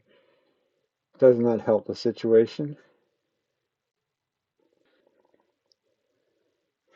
Also has a pain in the you know what, because that's a place that's rather more difficult to stand. So we'll set that one aside. We'll go to the weapon. Showed this tool to one or two of the guys that I was teaching the last time around. They're like, I said, you want to try this one? They're like, they took one look at it and said, no, thank you. I said, why? Because that looks like something you should be trying to kill somebody with rather than turn with it. And I'm like, it just has a very long point on it. That's all. So it's not that exciting. We're going to use it up on its edge to go with it. So we're not sticking it in the point, but it does have a very good burr on it.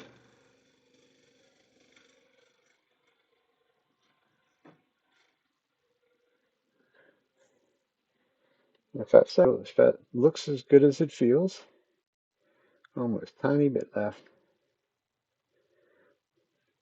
Let's put it right in front of the camera, why don't you? And as you can see, I was the whole way up there on the top of that. It will allow you to go up in that high on it, as long as it's over in that shearing angle. I've never had it do anything weird. Try not to go too terribly high on it, but absolutely little angel hair shavings come off when you use it right. That work. So you look at it in the aspect of you either spend an extra 5 minutes or more sanding, or you use the tool that's going to save that 5 or 10 minutes of sanding. And I don't like to sand, so I would sooner use that tool to make my life easier. Now we will give this outside a sand. This piece will get sanded and not finished because it is just like the rest of the stuff that I got from that guy. It is, I'm pretty sure it's not to the point to put the super glue on it for sure. Unlike the other piece, we were able to get away with easily enough.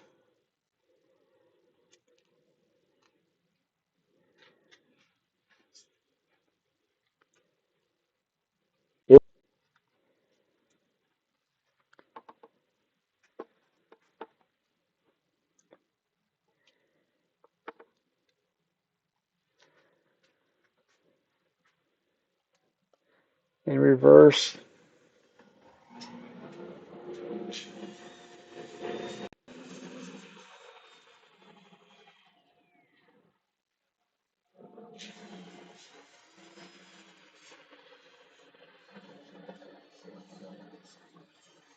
nice light touch when you go over those rings because it's interrupted. Lots of air space.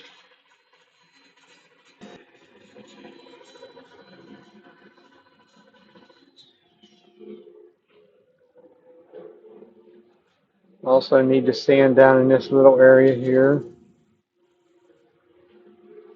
Should really do that first. If all goes to plan, that will be our finished foot, so to speak, of this little bowl. That nub down there will go away, and then that flat area will become what's going to sit on the table. And just quickly go through them and grits.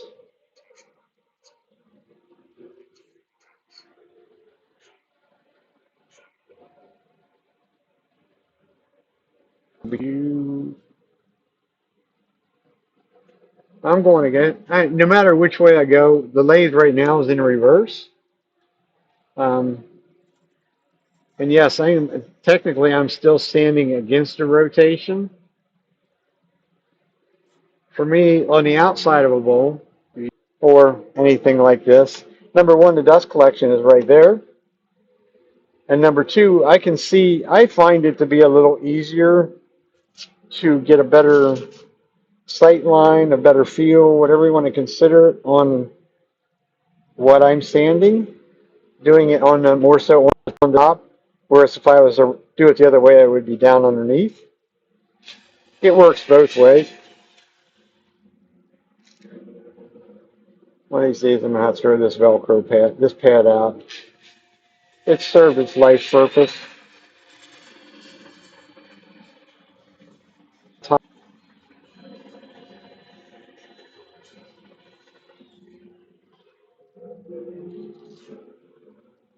As always, first sand is the longest sand, longest amount. From there, all we're doing is removing the previous grit scratches.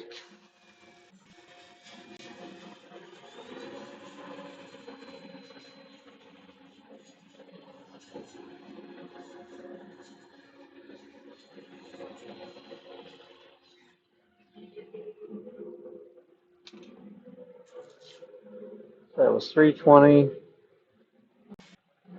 We'll do 400 and done.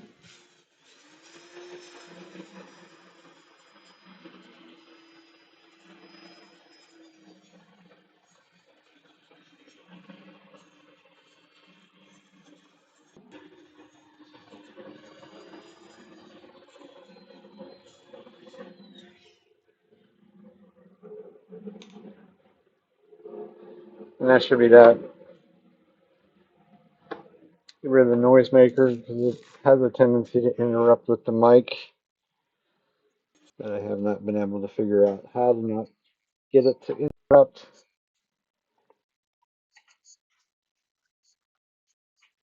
Now it's moving in the opposite direction. Well, technically the sandpaper is going around.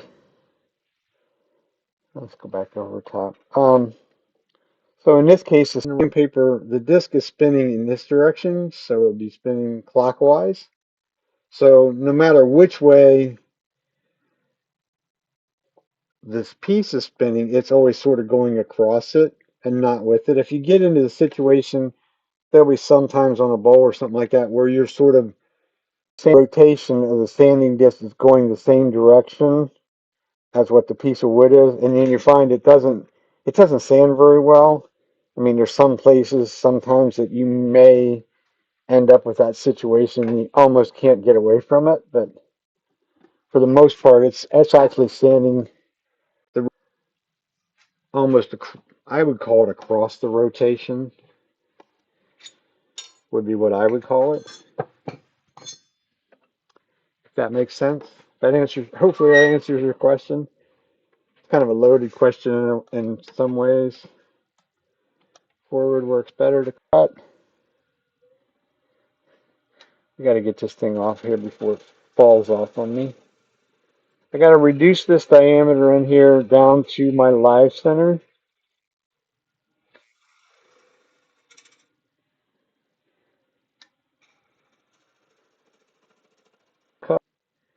Even if you're to use one of the inertia sanders and would use it in that fashion, it's still spinning sort of either clockwise or even counterclockwise wherever you are on the bowl, but it's still sanding basically almost across the grain and not with the grain.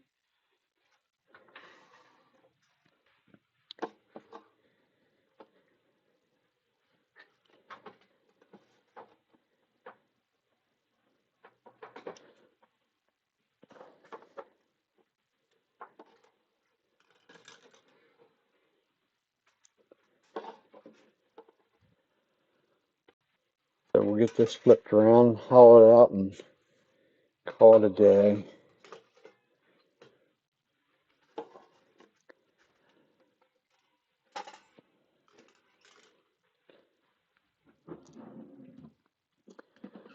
A little overkill for the chuck size, but that's the size tenon I put on it, so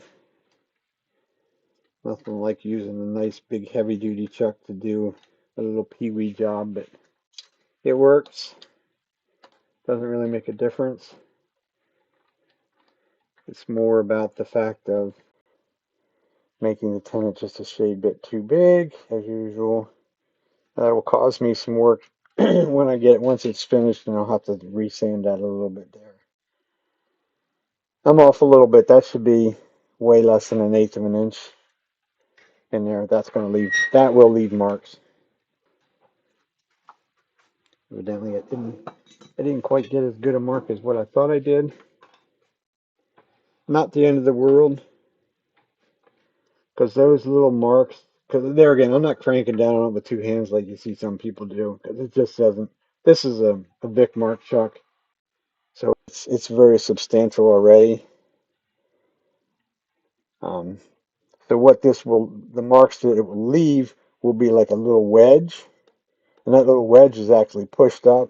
So when I would flip this around and back in between center, so to speak, that little bit of area with a bit of hand sandpaper goes away very, very quickly and very easily, because the only thing you're touching as it comes around is the little bumps, so to speak, sticking up in the air.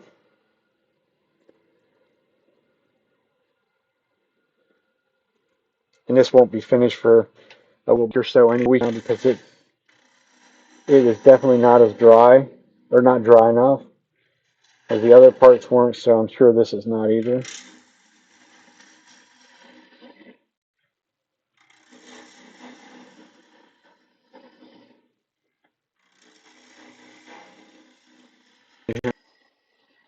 Little bowls are kind of good practice, because we don't need to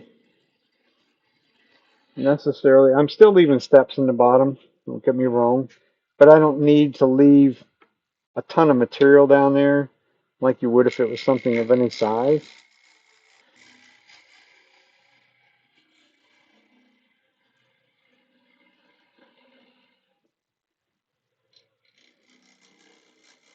This will go to final thickness right from the start though, which is going to be, my eye says somewhere around 1/4, maybe a tad over 1/4.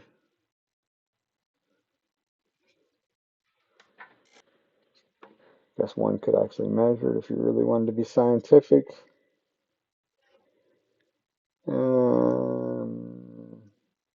We have to get into 30 seconds, and I'm not going that far. It's a tad over 1/4. We'll leave it at that. So according to my fingers, that feels pretty consistent. This piece is not that wet. It's not going to move a whole lot.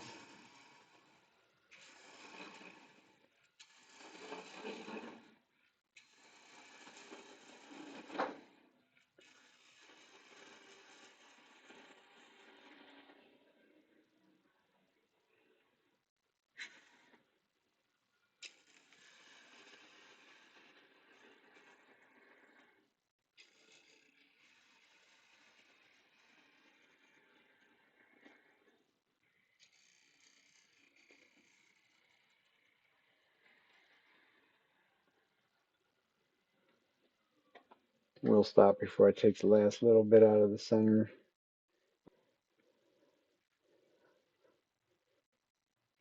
They thickened up a bit. We'll get rid of the center, and should make one, hopefully just one more cut up down and through here into the center, and that'll be done.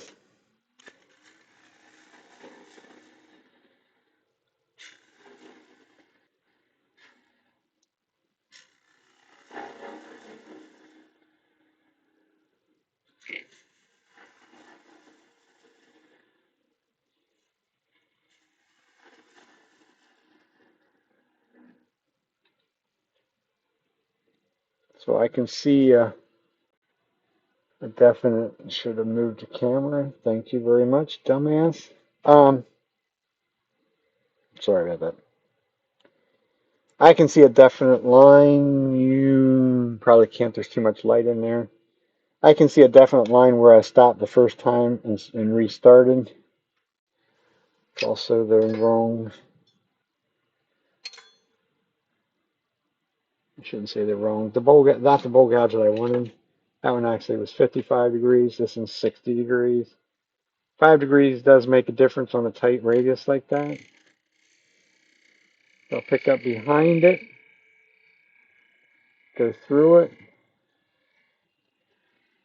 sweep our curve.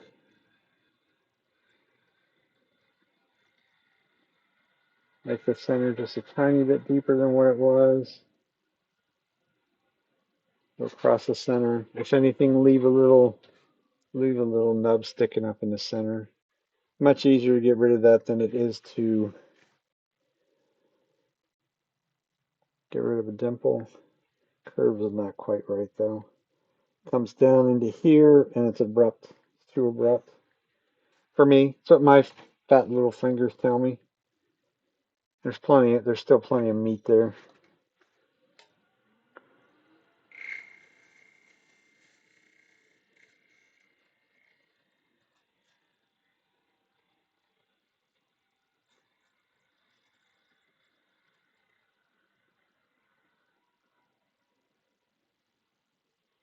For me, it's all about the feel. It's never a body shop kind of guy, but that's what the reference would be, is your fingers tell all. Your fingers tell a lot. Still having a little issue with that corner.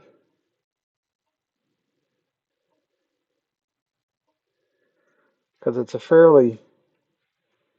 kind of a fairly tight radius.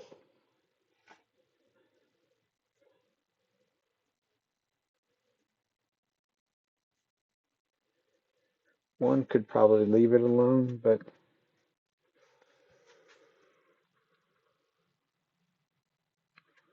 I think I could go after it with the scraper, maybe. Yeah, that's about the right radius. Even though that's a big scraper, it's still probably it's a better radius than what I have right at this very moment right there.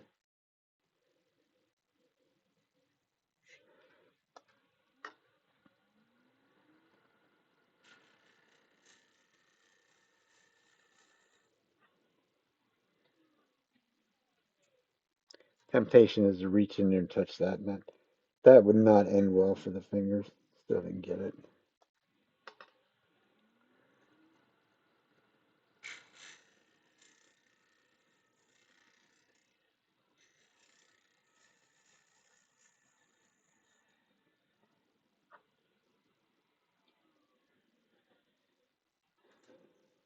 If it feels as way it looks, it should. I just keep. That's my nemesis right there. The lump was back here. All I did was successfully moved it a half an inch down. So the lump is there.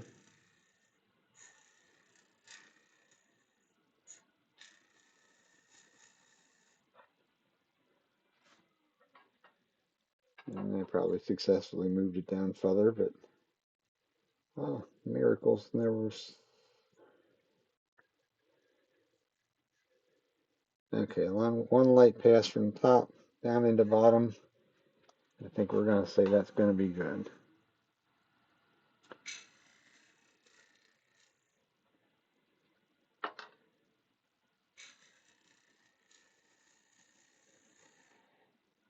Across the bottom, up through the center.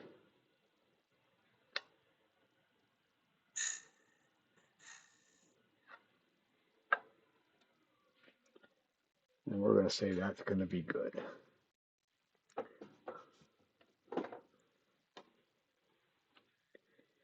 Yep, definitely can live with that. Last but not least, tiny little bit of sanding. Once again, we took our good old time, even though it may not look like that to you, but we don't have there's no torn grain. Tiny little bit maybe of a hump in the middle, but I'm going to leave that alone. I'll sand that away. So that's another scenario of not a ton of sanding to do, or at least it's going to be a ton of time to sand something like that, which is always be my recommendation, is to learn to use the tools at your disposal.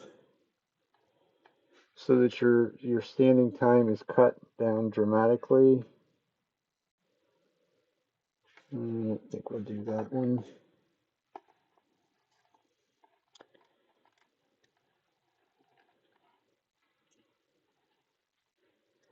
Use one of the little radius curve ones.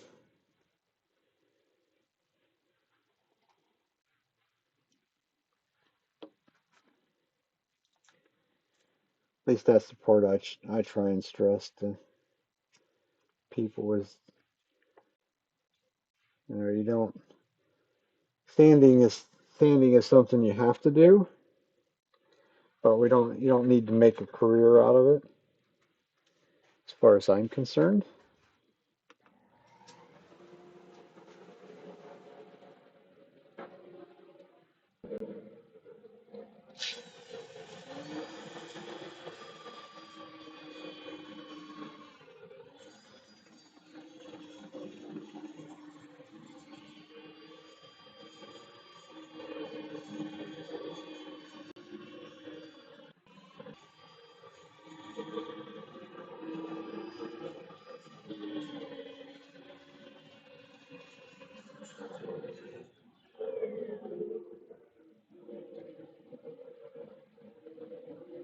It's actually got some really nice like stripes of your going across there, and I would think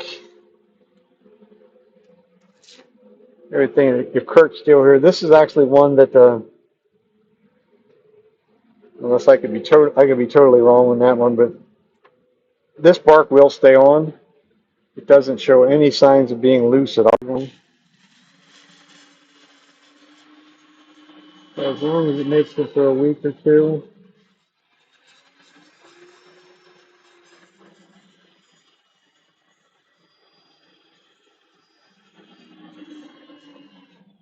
I might even put it in a bit of paper towel or paper bag so that it doesn't try to dry out really quickly. I think I'm about ready to have to replace some Velcro on this pad again. I'm kind of hard on these pads. I have a tendency to push a little bit too hard on them. It is a heat activated glue, so it gets warm enough to start to lose its grip.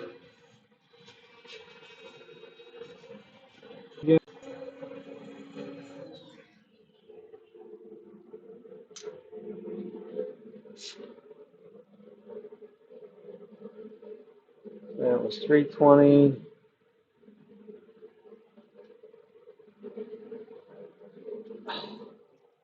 Throw all the disc on the floor. Always helps. So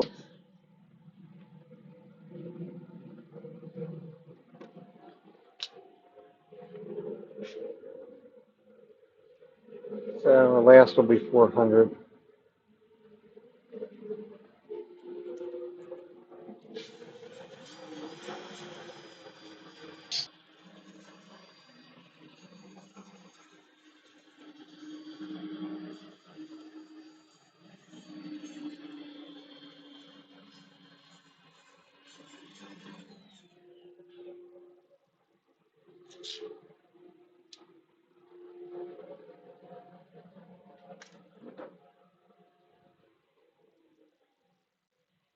And that's that. Call that a successful mission. Won't make the same mistake that I did the other day and grab the super glue and go after it because I was amazed that the other one set up like it did. And I come back later on today because the problem lies here is you feel and you say, well, it's not cold to the touch, but you've just sanded it and generated a whole bunch of heat or a fair amount of heat. So this surface is warm. And like a dummy, I went ahead and tried to finish it. And instead of having a successful, simple project, now you have a pain in the ass. How are you doing this fine evening?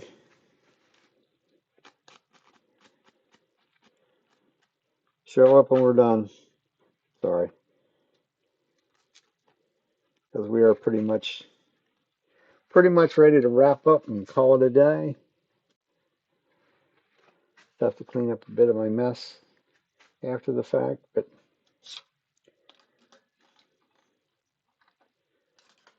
let's go back over there.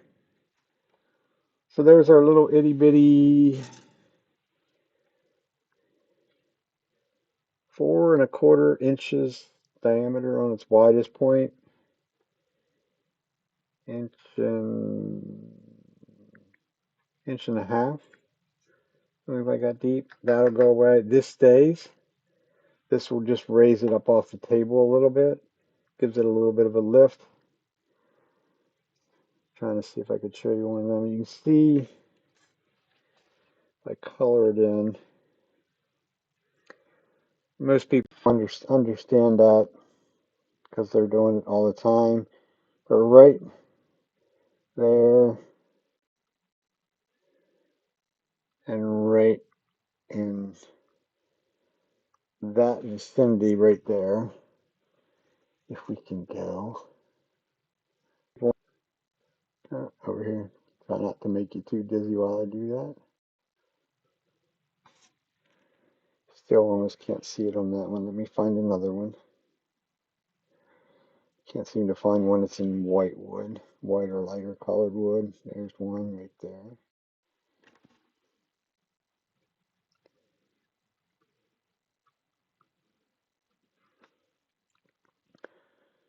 So there we go.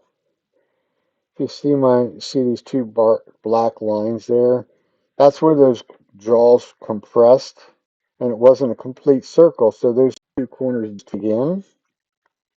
In all reality, that's what all was being held on by, was those two corners. So I just got my tenon just a little bit too big for the jaws. So that, I mean, that's a little bit of extra work that once this thing out decides it wants to be dry and ready to be finished, I will put it back in between a jam truck of some sort on this side. So it'll be back on the lathe and that. I still have the ring center here. So I'll just simply put that back on. I'll spin it. And that probably will just take some like 220, 320, and 400 just to clean that little ring up and knock that sharp edge over. And I'll also be able to sand down in here a little ways. And then the very last thing will be take the nub off.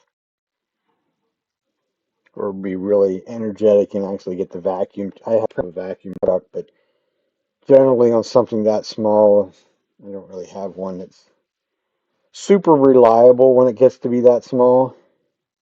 So it'll probably be just done the a little bit more difficult way, I guess you'd call it, but it works. So that's what we're going to do. What we're done. What we did, what we're going to do, what we did done. So first thing first was the vase, the little vase over there, over here. It is hollow. It's not super thin at the base, but it shouldn't be because it's going to have paper flowers in it. It won't be any heavier because of the paper flowers, but it'll also have enough weight in the bottom that it won't flop over in the breeze or something like that. And then just a little natural edge, maple. It's actually a crotch piece. There's a little bit of the crotch figure going through there, across there. Shows up a little bit on the inside. So once it gets a little bit of the super glue finish on it, it should kind of pop out and look pretty nice. At least I hope it will. Other than that, that's going to be a wrap for me tonight. Anybody have any questions, comments that I can answer before I leave? Other thing, I will not be, I normally do this every Sunday night, but next Sunday I will be away. A little family vacation, so I will not be here at all next weekend, period. So maybe the following Sunday I'll try and make up for some lost time or whatever, but maybe. So other than that, we are going to call it a night. and be done.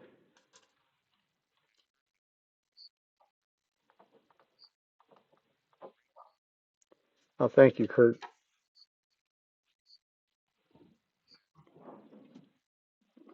You're quite welcome. As always, if you didn't hit that, smash that little button that says subscribe, please do so. Help an old man out a little bit.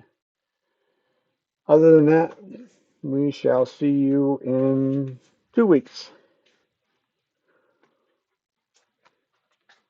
Till then, everybody stay happy, healthy, and all that good stuff. And we will see you the next time around. Good night.